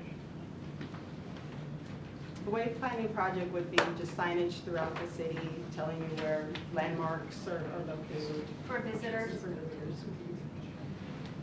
parks, hotels, the field house, the recreation center, things like that. Well, I guess I'm not clear about that on the general hotel advertising. So you're saying they're not finished with the website yet? It has not been started, no ma'am. Okay, so it hadn't been started. Well, the intent of that is to, again, to promote our hotels within the city so that someone who's visiting the area can go to that website, see the different attractions that we have in Duncanville, see what hotels are available so that we can entice them to stay in Duncanville and stay in our hotels so that then we get that occupancy tax as well. So that's why it's funded out of the occupancy tax fund. But it is, again, promoting overnight visitors to Duncanville. and the activities that take place. And I understand that, $7,000 for a website just seems awfully high. I don't know, I think that's probably pretty common for what it costs a website developer to do a website. So we're not using the same guy that I don't know who you use for the city? We have not they selected, haven't selected someone yet. we've looked at a number of different, And if they can tie it into an app, because a lot of times. yes, Yeah. Like, yes, they can. like I mean- Lucas does websites and apps. Right. At the same time. So I think it's probably, I mean, again, this is just, again, budgeting, putting aside a little bit of money for that, still checking different ones to see what you get the best price for the best work we can get. I know, but I also know that in the that when the stuff comes up, a lot of times you budgeted it, So that's why I'm asking questions now, rather than, because that isn't giving the, it still comes before us. That's why we're covering it. Okay. Just being in the budget doesn't mean it's okay. You want us to promote the hotels in town, I think, so this is the way to do it. I mean, we want people to stay overnight. And that's legal use of their money, Yes, it is. and that makes hotels happy that we're using their money that way. Right. What's a hotel motel tax? Yeah. Of course, And it's they- illegal. Yeah. But, you know, I just wonder how you do that when you have competitors with, in the same websites with, you know, Hilton. Well, two of them are together, like the Hampton and the Hilton, but But we're promoting all of the ones in Duncanville equally. So we're not picking and choosing them, but we're promoting, and it's also about promoting the attractions, the museums that are here, the other attractions to get people to come and stay here in Duncanville. So it's not just hotel advertising? No, no, it's Especially it's all, it's everything. It's really, it's a visitor website. Well, I'm not, it says But that's hotel, what I'm it just going by what it says, I says, know. you know, I'm just a little. and it said decrease. You know, so it says hotel, that's why You just want a little accuracy. City of Duncan. All right, FY19 proposed budget for the hotel motel tax fund. Overall tax revenues, I'm going through the numbers, that FY19 green column proposed, revenues at $881,000, expenditures at $783,000, ending fund balance healthy at 1.4. And variances, those hotel tax revenues are to increase $24,000 over the FY18 adopted budget. We did, again, reduce the La Quinta $40,000 based on the later opening date, and then added for the New Hampton Inn $50,000. So again, all the other hotel revenues have minor variances, increase overall of $14,000. Expenditures, variances include decrease of $50,000. FY18, we had a one-time expense for the convention center study, so we won't have that in 19. Decrease to $25,000 to field house, sports tourism, marketing and advertising. And then that wayfinding project was pushed out to FY19, so it's here for increase of $100,000. And then we also, you have a question? The $50,000 one-time expense for the convention center study? So that hadn't come before us either. No, we're gonna, well, yes, it did, before you, the council approved the contract. The study is done now, or almost done, and we'll be presenting the findings to you here in the next couple of months. And so we spent $50,000? It was a two-phase study. Yes. Ms. Tia, Yes. my question is, on the prior slide, the hotel motel tax FY18, the wayfare was, it decreased 50. And here, it increased to 100, so that's a swing of $100,000. Right, initially, it was over a 2 or 3 year period for the wayfinding project, so we had 50,000 allocated in 18, and then another 50 in 19, so we're just kind of adding on, that's just the difference. Okay, so should it be increased on the prior side? Because it says decrease 50,000, then push out to 19. So we removed it from the FY18 budget. Okay. Because we pushed it Got up it. to 19. All right, thank you. Okay, and so where is like the theater, Duncanville Theater and the International Museum? That's the last bullet on this slide. It's actually included, all the grant application request amounts were included in these figures.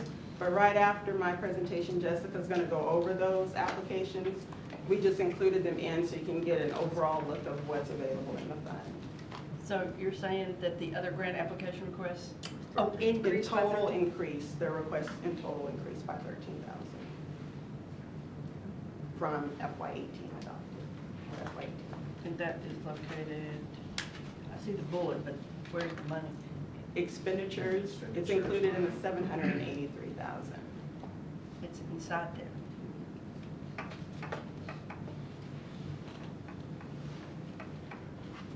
So other expenditure changes include Hampton Inn Suites incentive agreement will begin in FY19 also.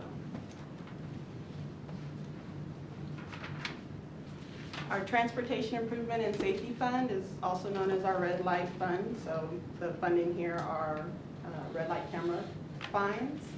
Revenues for FY18 revised is at 1.9 million. Total expenditures at 2.5 million. Net change of 655,000 negative. So ending fund balance at 332,000. For the fines, they're coming in just as we originally budgeted, so there's really not a large variance there as far as an increase over the adopted budget. They're coming in just as we originally budgeted. FY18 revised budgeting expenditure increases include the Redbird Duncanville Road traffic light project that was carried over from FY17, so we added that budget here.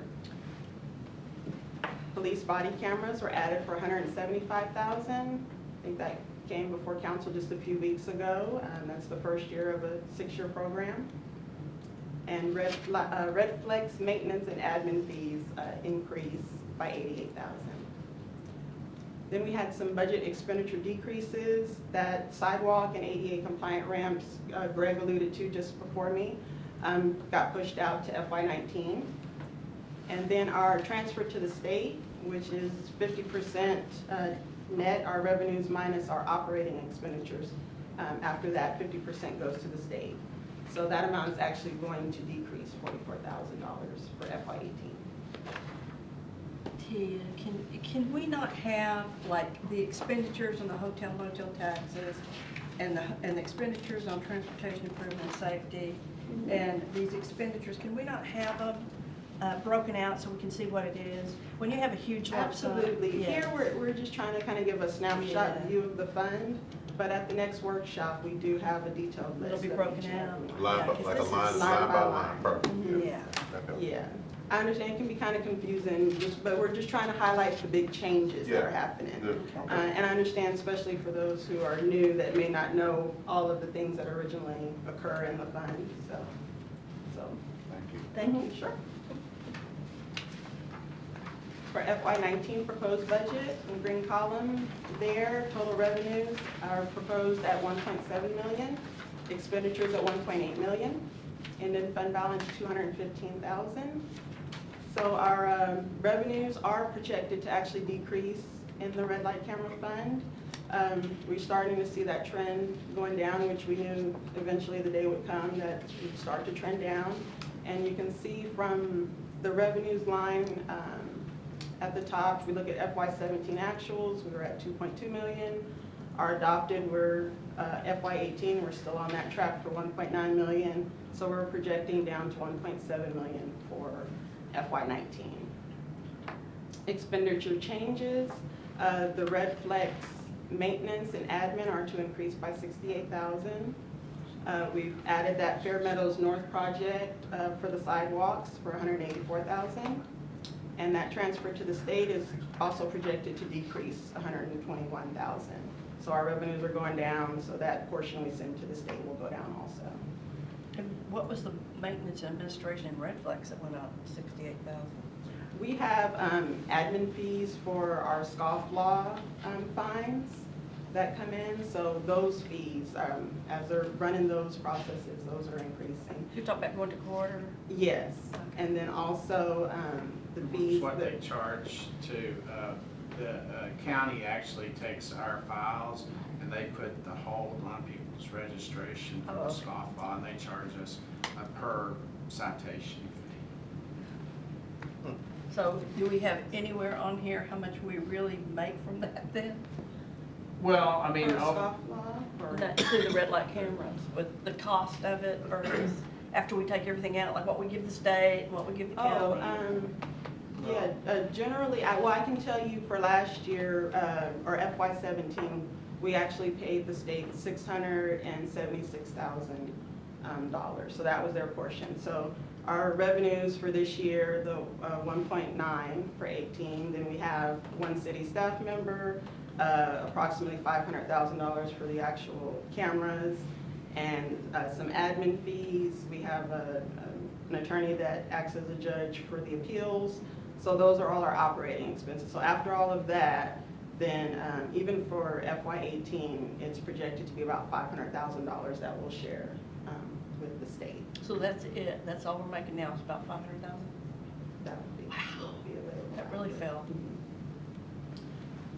But with it also, after those operating expenses, we've been able to do several projects. So that last line, the overall projects for FY19 did reduce by $724,000, but that's expected because in FY18 we had a really big project year.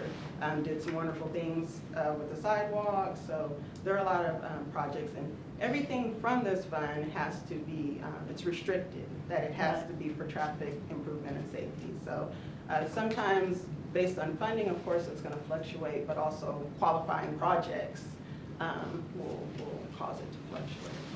Do you remember what we started out, like profit-wise? I don't remember. Kinda, sorta? Do you? I'm sorry. Profit-wise, when we started out, do you remember where we kind of came in? Red light? You mean our operating profit on it? There were some years when we were probably close to $1 million. I would say that over time, and this is something that I monitor pretty closely, is what our revenue's doing. And there was a time period that we saw our revenues spike up, and then over time it kind of came down. And that's expected because your citizens become very aware of where the cameras are and they get in compliance, and that's what you want, is compliance.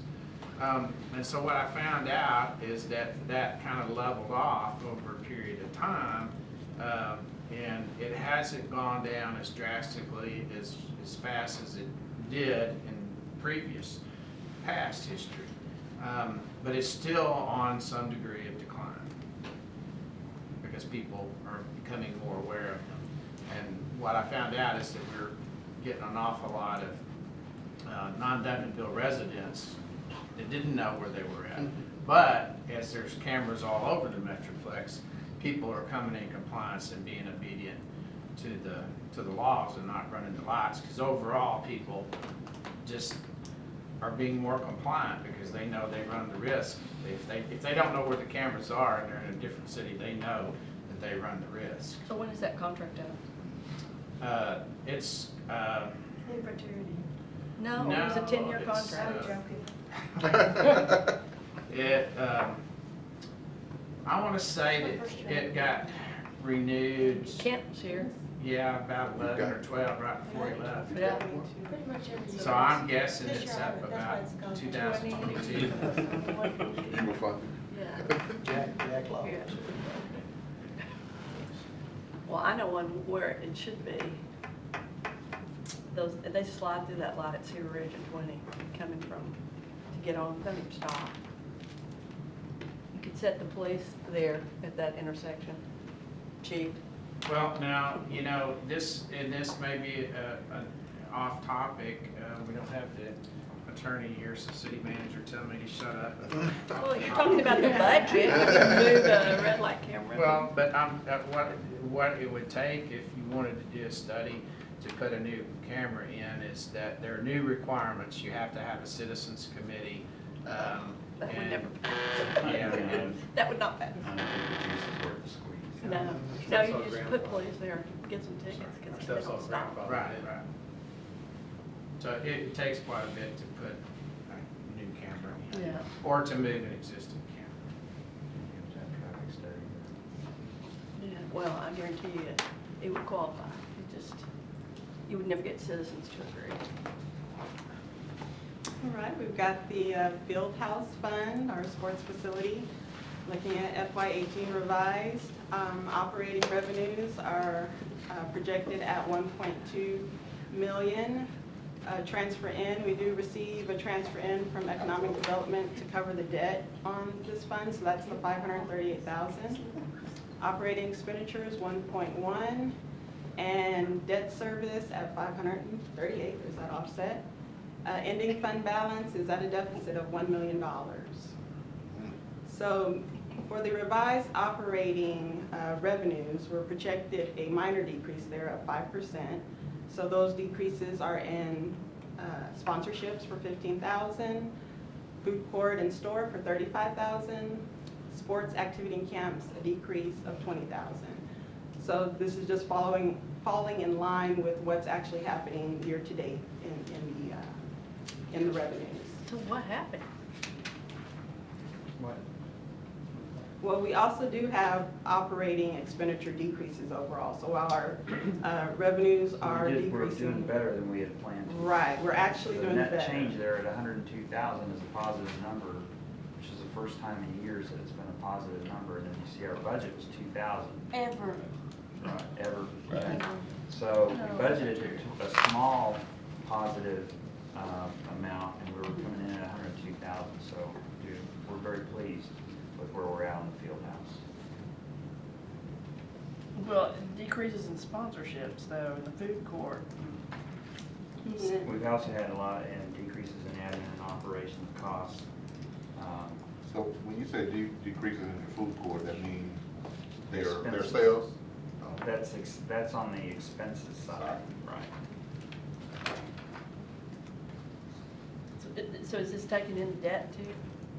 This does not really take into consideration the debt down there because EDC is offsetting the It's a debt. transfer To in. transfer in. So it's a net, It's it's a showing, net. it's It's- demonstrated, it- it's evidence, Oh, I see. which accounts for the $1 million. So the transfer in comes from the deficit is EDC? bottom line. Yes, Yes. that's paying the It's debt transparent, service. it's that. It's paid off in 2025? Yes.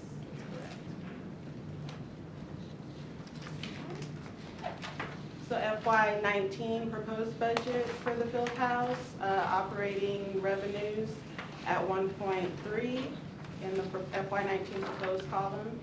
That transfer in 536,000 from EDC.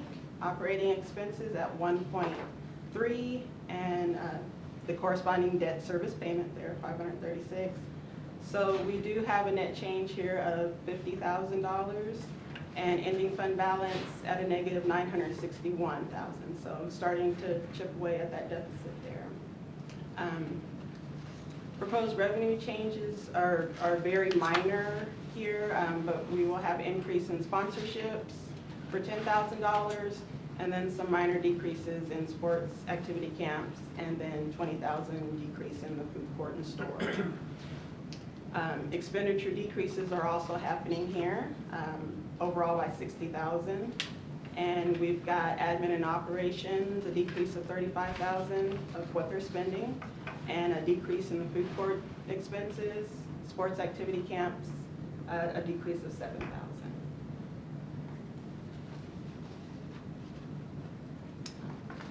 Internal service funds. Our internal service funds are a mechanism we set up to self-fund for purchases for goods or items or services. So we have here our fleet replacement, and this particular slide, we're actually only looking at changes to the ending fund balance. So we're even at a more summary level here, just so you can get an idea of what the health of the funds are. For fleet replacement fund, FY18, we revised that to 1.9 million. that would be the ending fund balance. So the variance from what we adopted is $765,000. And really, we haven't made any changes to contributions or purchases for FY18, but we did have in FY17 quite a bit of cost savings on the purchases that we did, but we also had several of our vehicles that were budgeted for 17, but we didn't actually receive until 18. So some of those have been pushed out for 18. Our IT replacement fund is for the replacement of our computers, laptops, servers, iPads, and that ending fund balance is projected to be $235,000, so very minor variance from the adopted. We're on track for contributions and purchases here. We just had savings in terms of on computers from FY17. Our medical insurance fund ending fund balance is projected to be at a negative $872,000. And so we did talk about this a little bit last year, that we were expecting to go into the negative soon and would have to probably make some changes. But actually it occurred at a rate higher than we were expecting. So that's a bad thing. Yes, definitely. Our FY17 actuals came in about $1 million over what we had projected the claims would be. So FY17 was a huge claim year, and it's continuing on into 18 at this point. We do have some, because we had such large claims, we did have some reimbursements to offset those claims. So we have stop loss insurance. So once individuals meet a certain level of $150,000, then that stop loss insurance kicks in. And then we also have an aggregate overall maximum that the company figures, if you reach this amount, then the stop loss insurance kicks in, and we actually met that huge aggregate amount in FY17. So these claims were like job-related injuries? No. Insurance. Medical insurance claims? That much? Oh. Yes. So these numbers include the stop loss? These numbers include the stop loss. To date, when we did these numbers, it was $520,000, but we now have gotten in the rest of that aggregate stop loss, which is another about $400,000. So that's not included here. So that would knock that fund balance down some, but still definitely in the negative. Educate me on stop loss reimbursements after. I'll let Oh. No, go ahead. Absolutely. Go ahead. No, you Mr. Insurance. Yeah. Go ahead, Tia. So, being self-insured, we have an extra blanket of protection, stop loss insurance that we're paying premiums on. And for individuals, it would be, for each individual, would be $150,000. So if I had claims in excess of $150,000, that stop loss insurance would kick in, and we'd be reimbursed for anything over up to a certain point. So we're internally self-insured for medical, but we have a separate commercial policy for stop loss.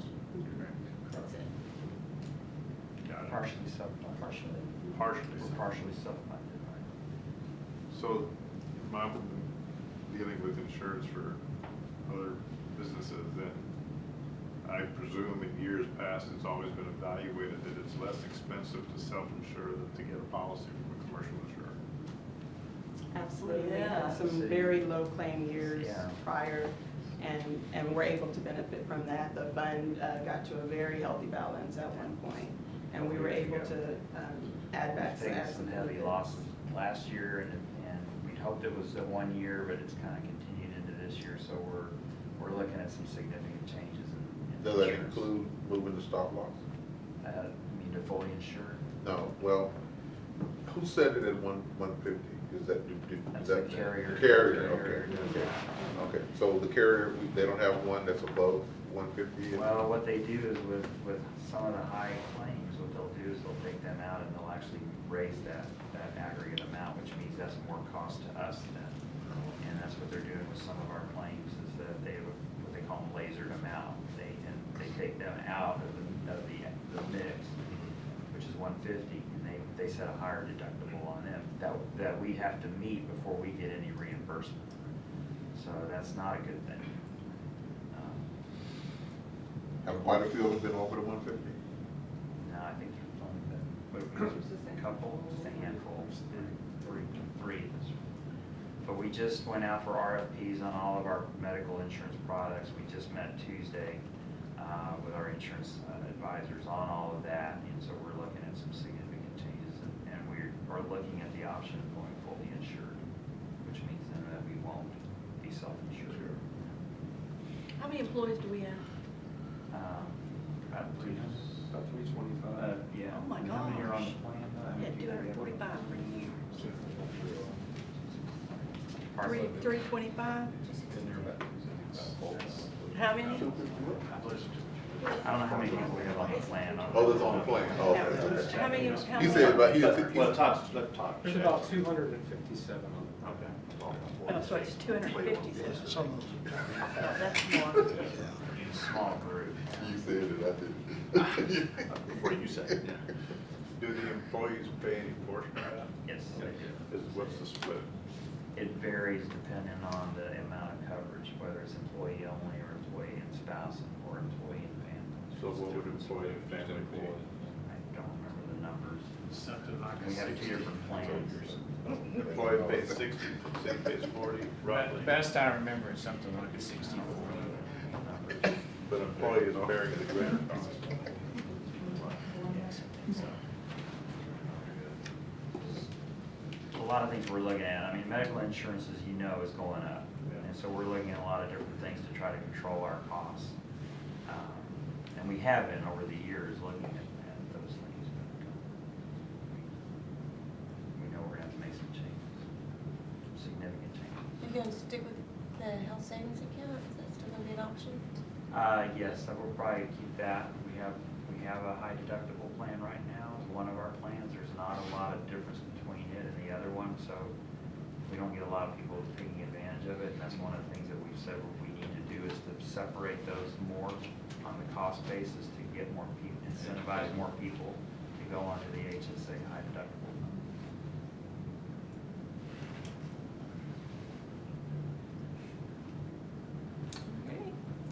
Comprehensive self-insurance, ending fund balance of $723,000 for FY18 revised. This has actually been doing very well, this particular fund, very low claims in FY17. Trend is continuing into 18, and that's for our workers' comp and liability. Councilmember LeBlanc, this is the one for work-related injuries. Yes. The comprehensive? Right. Yes. Okay. And then next slide, FY19 proposed fleet proposed to end at 1.8 million, still remains healthy. Richard alluded to this also yesterday and earlier today. We actually have had quite a bit of savings in this fund in our purchases and also in extending the life of vehicles. So while it may have on paper a useful life of 3 years, all the vehicles are evaluated and a lot of times pushed out based on their maintenance record or how many miles are on there. So we actually reduced this funding to 40%, so it was a savings. Replacing 15 vehicles and heavy-duty pieces of heavy-duty equipment in FY19 for $700,000. IT replacement, ending fund balance goes down to $42,000. This is a planned drawdown on this particular fund. FY19 is a big year for computer and laptop replacements. We have 125 items that will be replaced, including patrol vehicle laptops, and so that'll total $397,000. Our medical self-insurance, again, as Kevin said, it's a work in progress. So if all things are kept the same, we're looking at a 1.6 million negative. But of course, we're working right now with the consultants to review those RFP items and see how we can close that gap. And finally, comprehensive self-insurance, ending fund balance in FY19 for $663,000. And we are keeping those contributions flat and just a minor increase in expenses for the premiums and administration. All right, that concludes the other funds. Is there any other questions?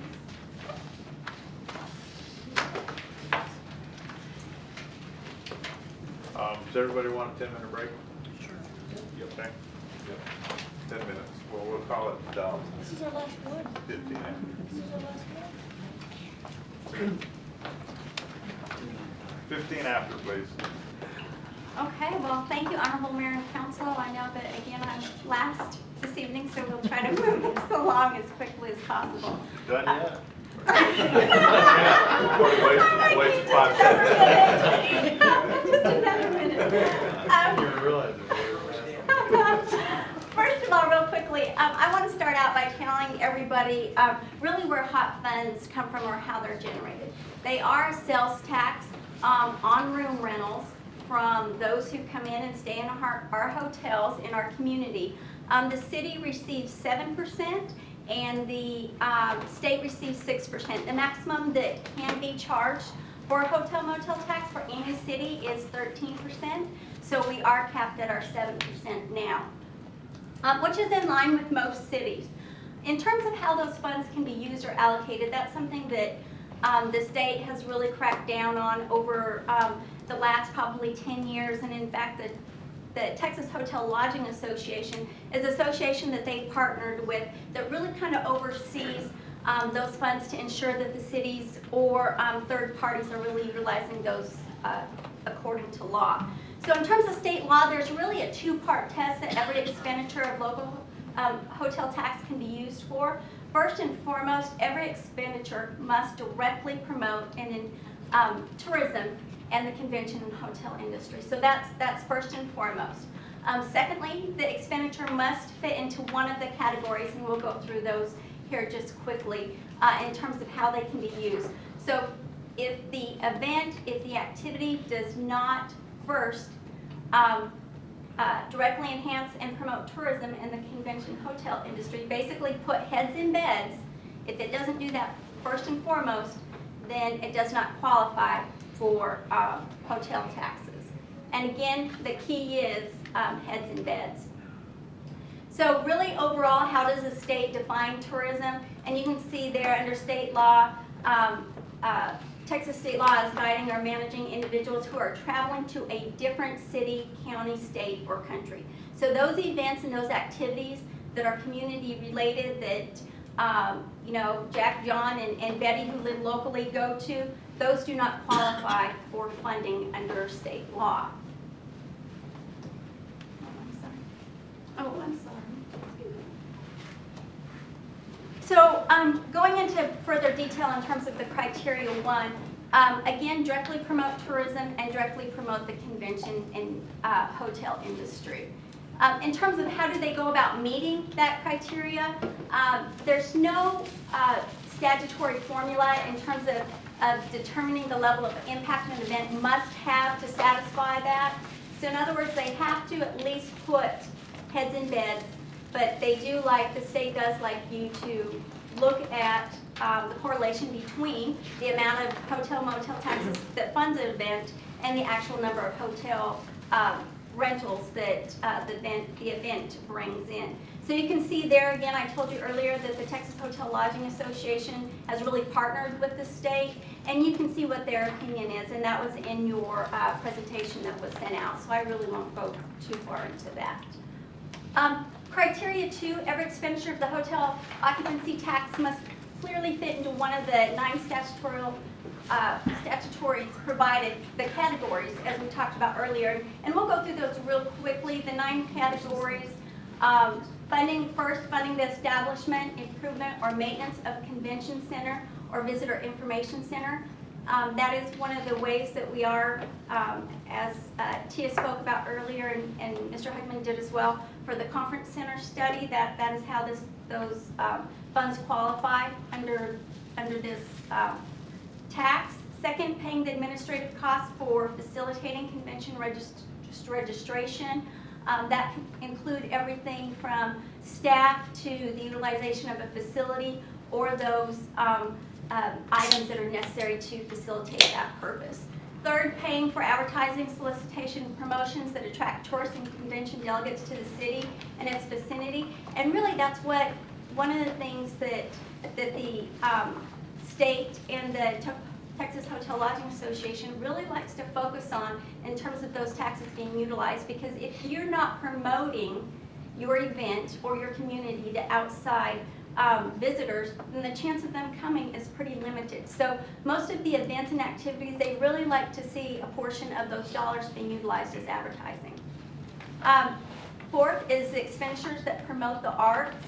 And you can see here, even if it's used to promote the arts, first and foremost, it still has to put heads in beds.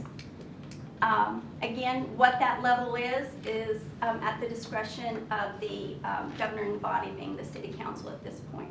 So you can see, in order to comply with the hotel occupancy tax statute, the THLA, Texas Hotel Lodging Association, and the Texans for Fine Arts, they're a partner. They're kind of the ones that, like the theater and people like that, are really involved with and belong to. And they both agree that they must satisfy those three categories in order to really qualify. And again, it comes down to what is considered an art, and then also that it puts heads in beds.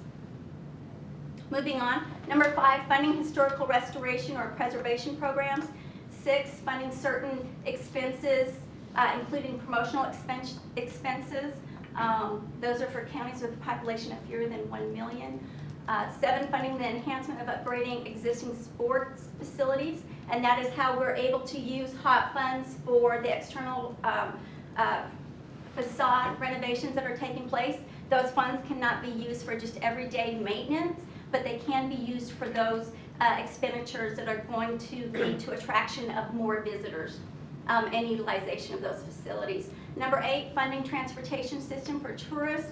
This is where we've talked about possibly a streetcar. We've also talked about utilizing the park vans to get, and that's one of the capstones or one of the objectives under the work plan, to get the visitors down into the Main Street area, and that's how those funds can be used. 9, signage directing tourists to sites and attractions that are visited frequently by hotel guests in the municipality. And that's what Tia spoke to earlier about the wayfinding signage program. That's again available to be funded under this. So what I've done is I will just go through the different grant requests that we have received with the council, and then from that I would just really, if y'all have any questions that you would like me to take back to the individual applicants, I'll be happy to do that. And then what we anticipate here in the next following meeting for council is to bring the applicants forward and let them present their request and answer any questions that you all might have in further detail than tonight. One of the things that I do want to touch on is that I know Mr. LeBlanc last year, you said that you really wanted us to go back and revisit the return or the ROIs on these different events. And so that's something that we've done, is that we've worked very closely with our third-party impact analysis firm to really look at those to determine what the ROIs are for the investments into the community on these grant requests. So the amount requested is $35,000. You can see there from FY 17-18, they had requested $35,000 and they were awarded that. And then their first year was 16-17 and they received $25,000. Just to give you an overview of the or a summary of the events that these funds use to go to benefit, you can see that there's 5 separate events over a 14-day period. And actually, I just found out the other day that they added one more day, so there's actually 15 days. Leslie, did you have a question? Do you know what time of year this is? Oh yes, those events take place. They have them in April, they have them in July and June. Is that correct, Bart? For Gesso? And this is $35,000 per event, or just $35,000? No, $35,000 total for all the events. So you can see there from this slide that the number of out-of-town attendees expected is 26,000. The total number of attendees is 38,000. This includes coaches. This includes obviously the kids playing ball, as well as family members and spectators or other visitors. The number of total rooms rented or expected to be rented, we really have 287 major hotel rooms and then about 200 secondary rooms. In terms of actually providing a number, over the 14-day period, they're anticipating approximately 2,583 total rooms that will be utilized, given all the utilization of the major hotel rooms for those 14 days. But I guess, how are we identifying that, because your bullet here says that Duncanville rooms are full for the event weekend, 287 major hotels, 200 secondary hotels. Are these 487, first of all, how many rooms do we have in Duncanville? I guess that's my question. We have 487 rooms Okay, total. total. And so all 487 of those rooms are used for Gasco? Do we know that? No, we do not know that. But what we do know is that the three major hotels that they utilize, which is the Hampton Inn and Suites, the Hilton Garden Inn, the Best Western, and the Holiday Inn Express. We do know that those are the three hotels that they utilize, and that those hotels are booked during that time period. And DeSoto, the lady on the chamber, she just loves Gasco. She runs a Yes, hotel. because there's even overflow. Yeah, Yeah, they get the fill up. overflow. Yeah, they, of course, they're gonna, Yeah. they're gonna love it. There could be additional rooms in the secondary hotels, but I will say that the primary ones will be full first. Okay, one of the things that I was concerned about last year that I asked for is, because we were talking about, and I don't see it on here, we gave them 35. Did they ask for that? Yes, ma'am? I've talked to Mr. Gasso before, and he told me he'd come here whether we gave him anything, because he makes more money here than anywhere else. I have an application that he submitted and one from last year that he submitted. When he went up 10,000. See, Well, no, last year we gave him 35, I Last remember year that. we gave him So he's asking for the same amount this year. This baffles me. The thing that I was concerned about from the sales tax perspective is the amount of money or the revenue that's generated by these people being here for these tournaments. Right. And I had asked for him or someone to have that before this next tournament so that we could look at to see just, you know, is it generating the money people say that it's generating? I mean, I know it's heavily attended, but you know, we still have the issue that they come here and they stay here, but they go somewhere else to eat. And actually, that's what I was speaking about Okay. earlier, Mr. LeBlanc, is working with our third party. So basically what we did was working with the applicants as well as our third party analysis firm, is that we took a conservative approach in terms of the number of out-of-town visitors. We cut that in half by 50%, and it was determined that $10 per person was very, very conservative for those days that the event was held. And so given that, that's a total generation for Gasso of $1.8 million. Okay, so that means we have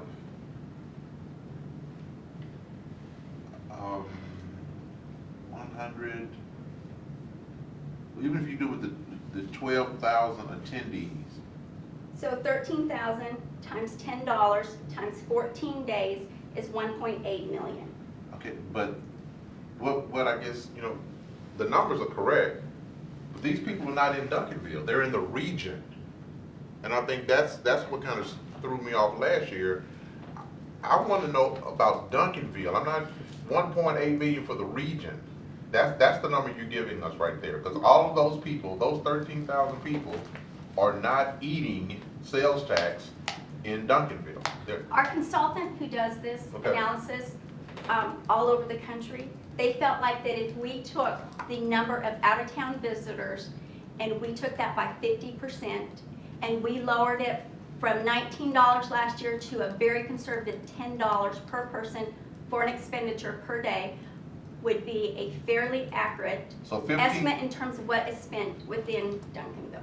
50% of 1.8 million is in No, Duncanville. no, 50% of 26,000 visitors. 13,000 is already 50%. So 13,000 at $10 a day Yes. is the 1.8 million. Times 14. Times 14.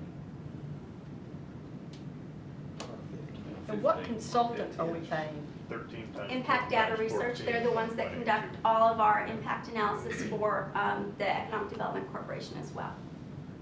They're one of the leading firms in the country that do this. I really would like to see us get, where we get, how do we track this 1.8 million? Where does it come in? Which fund does that go to? Well, that's Well, the point, the that hotel 1.8 motel, if million, they're staying in the hotels. that 1.8 No, million- that's sales tax. That's No, food. That's 1.8 food. million No, is that's- revenue brought into the community. So that's- You Okay. have to take the sales tax rate that we have and apply it to that number to get the actual number of sales tax that is generated within the community. Okay, and I think that's what I asked for, and I still want, because we just acknowledged that these 487 rooms will not be filled by all of these people. But they will be booked. It'll be booked solid that weekend. It'll So be whether- filled by these people, You other won't be able to people. get a room in Duncanville that weekend. Right. Or that, That's correct. because I've tried. In addition to that, That was my first. Okay, So the sales tax on $1.8 million, sorry, back this out, because I did total sales tax is $148,500, but that's the 8%. So let me do this again.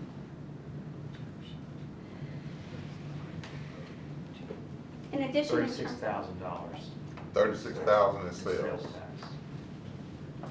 In addition, there's over $16,000 if you want to look at just revenue to the city. There's over $16,000 that the city would collect. It's $16,557.03 that the city would collect on hotel motel taxes. So Okay, we so, pay him 35,000, then he pays us for the field house? He is paying for the field house. How much does he pay? pays for that too, the rental costs. The regular going rate. Mhm. What is it? What's the going rate? Yeah. It is 35 a quart 35. What? dollars. per court? Per day? That's Per it. day? No, per quart, per hour. Per hour? Yes. Per So quart. 6 hours, 6 quarts times. Per hour. $35 per quart times however many hours they have per day. But But we're wait a minute, more wait a minute, wait a concerned minute. about They've just got the- two the- courts.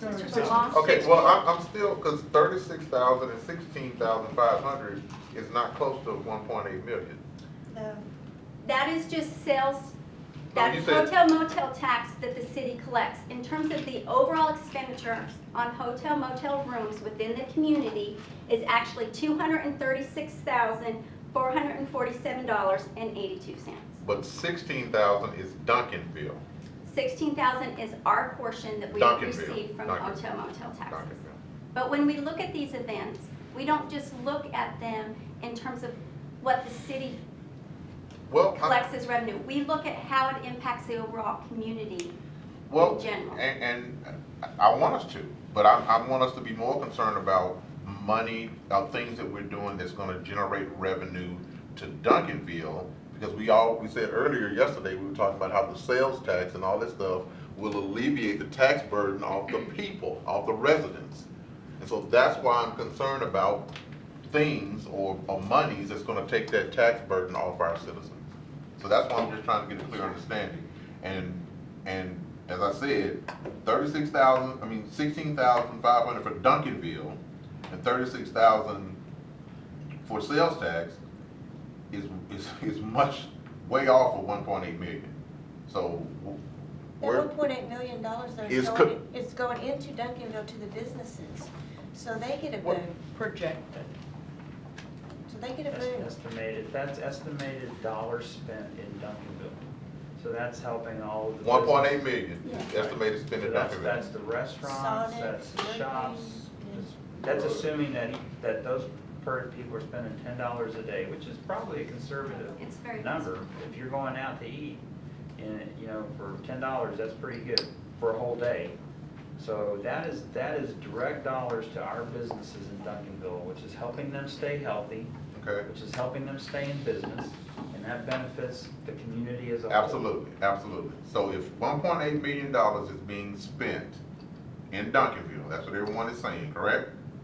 Plus the additional hotel motel rooms Which is of over $236,447.82. So 1.8 million plus 200,000, That is correct. so 2 million, That is correct. 2 yes, sir. million. Okay, so of the 2 million, how much do we get? That's Well, all. it'd be just 2% of that would come to us in terms of sales tax if they're buying taxable goods. And then 2% sales and then tax. 7, and then That was and then- $36,000. You get $52,000 added all up. That was only, I only did the 2% on the 1.8 million. I did So- not do on the hotel. So that's what, rooms. we get So the 52, city gets $52,000 $52,000. and the businesses get $1.8 million. Just for one. And I will Yes, say the that this businesses get it, not the event city. generates the most revenue to the community as any of the events that we have. It's our biggest, Okay, and this $52,000, how is that represented as far as revenue? What line item is that on? How is that on something It'd be with broken up in our sales tax revenue revenue? accounts, the penny and a half that we talked Right, about goes yes, to yes, the that- general fund, and then a half cent to economic development. As well as the hotel motel taxes. $16,000. The other thing that I would suggest to you as well, that you cannot put a dollar figure on, is the branding of Duncanville, and the fact that this tournament being held in Duncanville, people know about Duncanville because of this tournament, and all of the visitors that come here. So there's a branding and an image that you're projecting as well. Yeah, I totally agree with you on that, but I just, you know, we gonna give him 35 and we gonna get 52, so we coming out with, No, that's what I want to know. 12. How much do we charge him for the 12. building? And I wasn't clear, so there's, I can get the total number. yeah, okay, that's what I'd like to know. But they're because one of our biggest tournaments. I know they are, And but then- my point to you is, he told me he made so much money at this tournament that he would come here if we didn't give him a penny. So I thought, then why are we doing it? Because he said, I had a long conversation with him. He lives in Coppell. He said, I come down here because I make so much money. If you're talking about, Gas what's hose. his name? Mike. Mike Kunstad. Mike Kunstad's not involved with it anymore now. He's Oh, retired. he's not? Well, that's what he said, so I don't know who the new person is. But they make a ton of money. Okay, so moving on, the next application is for the Smoke and Blues and Barbecue Festival. You can see that they requested $45,000. Previously, in 17-18, they received $37,000, and that was the first year that they had requested funding. It is a 2-day event. We know that it's a 3-year. This is the 3rd year of the event. why the increase? They have seen some additional expenses in advertising as well as costs for the performers. The number of out-of-town attendees is expected to be approximately 3,500. Total number of attendees is 5,000, and they're expecting to have 40 to 50 rooms rented. Wasn't that many We were people there. there. I was It there. was not. It was not that many You people weren't there. there. I did. I didn't see you either, so don't say I was And- there. I and didn't see you. You're a member of the Lions Club, so I mean, that's kind of. it wasn't that many people there, not thousands. Yeah. No. Number of hotel rooms rented last year were 15, and you can see here in terms of what the funding was requested for, $20,000 for advertising and promotion, and this promotion is external to what we would consider actually tourists, and then $25,000 for promotion of the arts, which is bands and the expenses associated with hosting the event. And these requests are legal expenditures under state law. The bands aren't in Duncanville. It doesn't matter. It's So promoting bands from it's other promoting- places? It's promoting arts, it's promoting the event. Well, I don't understand what the argument is. What, do you not want to spend this money to have these events? I I'm trying to justify spending them, Dennis. Cause the Could you thing use on last other year, things? and, you know, and I guess what I'm learning is there's so much undertone and other stuff that's not here right now, because in a few weeks or a few months, it's gonna come up that they're gonna wanna sell liquor at a family event. And I couldn't believe last year we ordained selling liquor at what they call a family event. It's not liquor, Patrick. That's exactly what was said last year, Don. No, they needed it to be able to barbecue, they needed to be able to drink. To drink. Beer and wine's not liquor. Okay? And y'all can laugh at it, but it's not liquor. Okay, but those kind of things should not be at a family event. If you're doing it with your family in your backyard, that's one thing. But at a public thing, and It's a I park. will totally disagree with y'all on that standpoint from you go to any barbecue and grill event, and there is beer, and there's other things like that. and those are things that people pay to come in and to cook off or whatever the case may be. I don't believe those cities, you talk about these events, I don't know if they're giving them money. But if you're talking about someone paying $3,000 or $4,000 to be in those competitions, absolutely they can drink there. Absolutely. I don't understand your point, though. I don't understand why the Lions Club is wanting the city to pay, or out of the hotel motel tax, more of it than what you generate in your club. Because it says your number of hotel room rented, 15 rooms. You flew in your judges and flew them right back out the same day. They didn't stay here. You know what, the problem was, if you're talking about in Duncanville, is the facilities were booked, okay? And we had to squeeze to get these in here. We had to put them in other locations. They didn't stay here, they flew out. I talked to them. We did go. I'll just kind of disagree with you. And it's okay, because you can't vote on it, you're a member of the Lions Club. Well, actually, I can. No, you cannot. But, No, you cannot. and I'm gonna, That's your group. I'm gonna tell you that this event is a startup event. It's something designed to bring people into Duncanville from around the area. You go to any of the other places that have these things, they're drawing in people from around the areas. Okay. And so. We're not talking about other cities. Well, we are. Justin, Because- did they fill the hotel rooms up this weekend? Were they booked, the hotel rooms? These 15. Yes, those 15 did not fill up the hotel rooms, but with those 15, the hotel rooms were full that weekend, yes. Okay, so moving on then to the Sandra Meadows basketball tournament. The amount that they've requested is $40,000. That's the same amount that they've requested the last 2 years. It is a 3-day event. The number of out-of-town attendees expected are 4,500. Again, those are coaches, those are athletes, as well as visitors, family members, those type of things. The number of hotel rooms expected to be rented are 400. The number of hotel rooms rented last year were 389. The funding request is to be utilized, $35,000 will be used for the actual cost to rent the hotel rooms, and then the remaining $5,000 would be towards advertising and the cost associated with hosting. And who do we write that check to?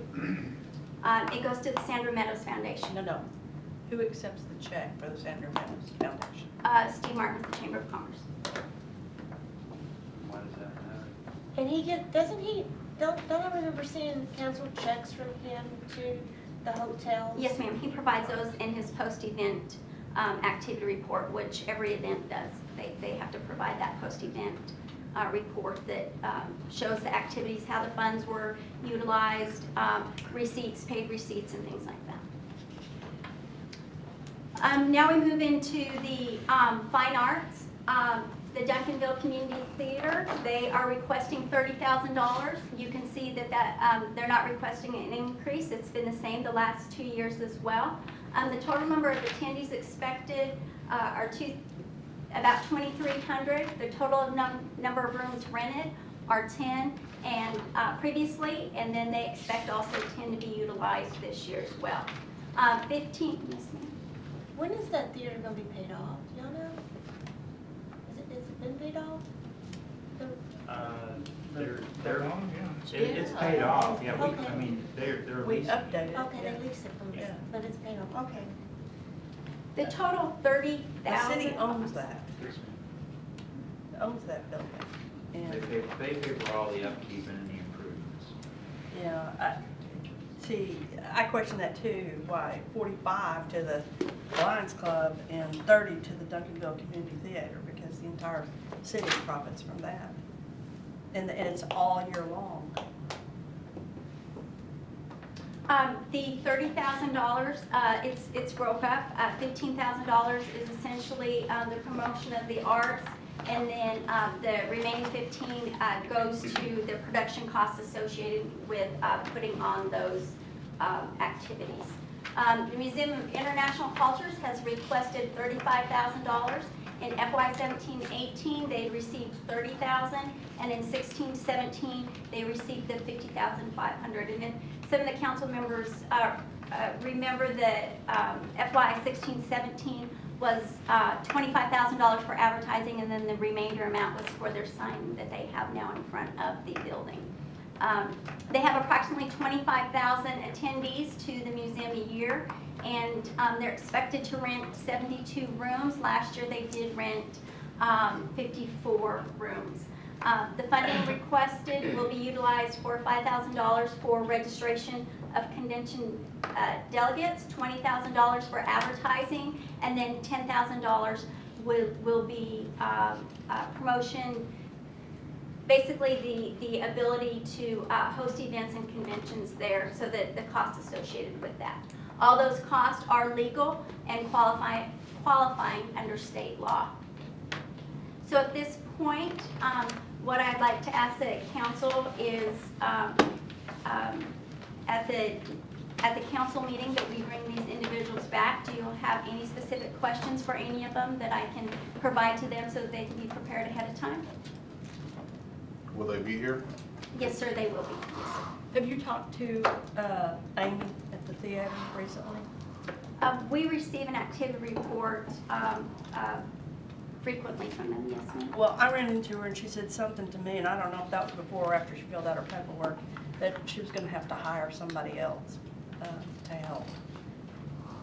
So, that she needed help. I know we've talked a lot over the last couple of years, and I know that at some point she wants to kind of be phased out of the theater, and so she is looking for someone, or at that point was looking for someone to try to help her in order to be able to slowly phase out of it.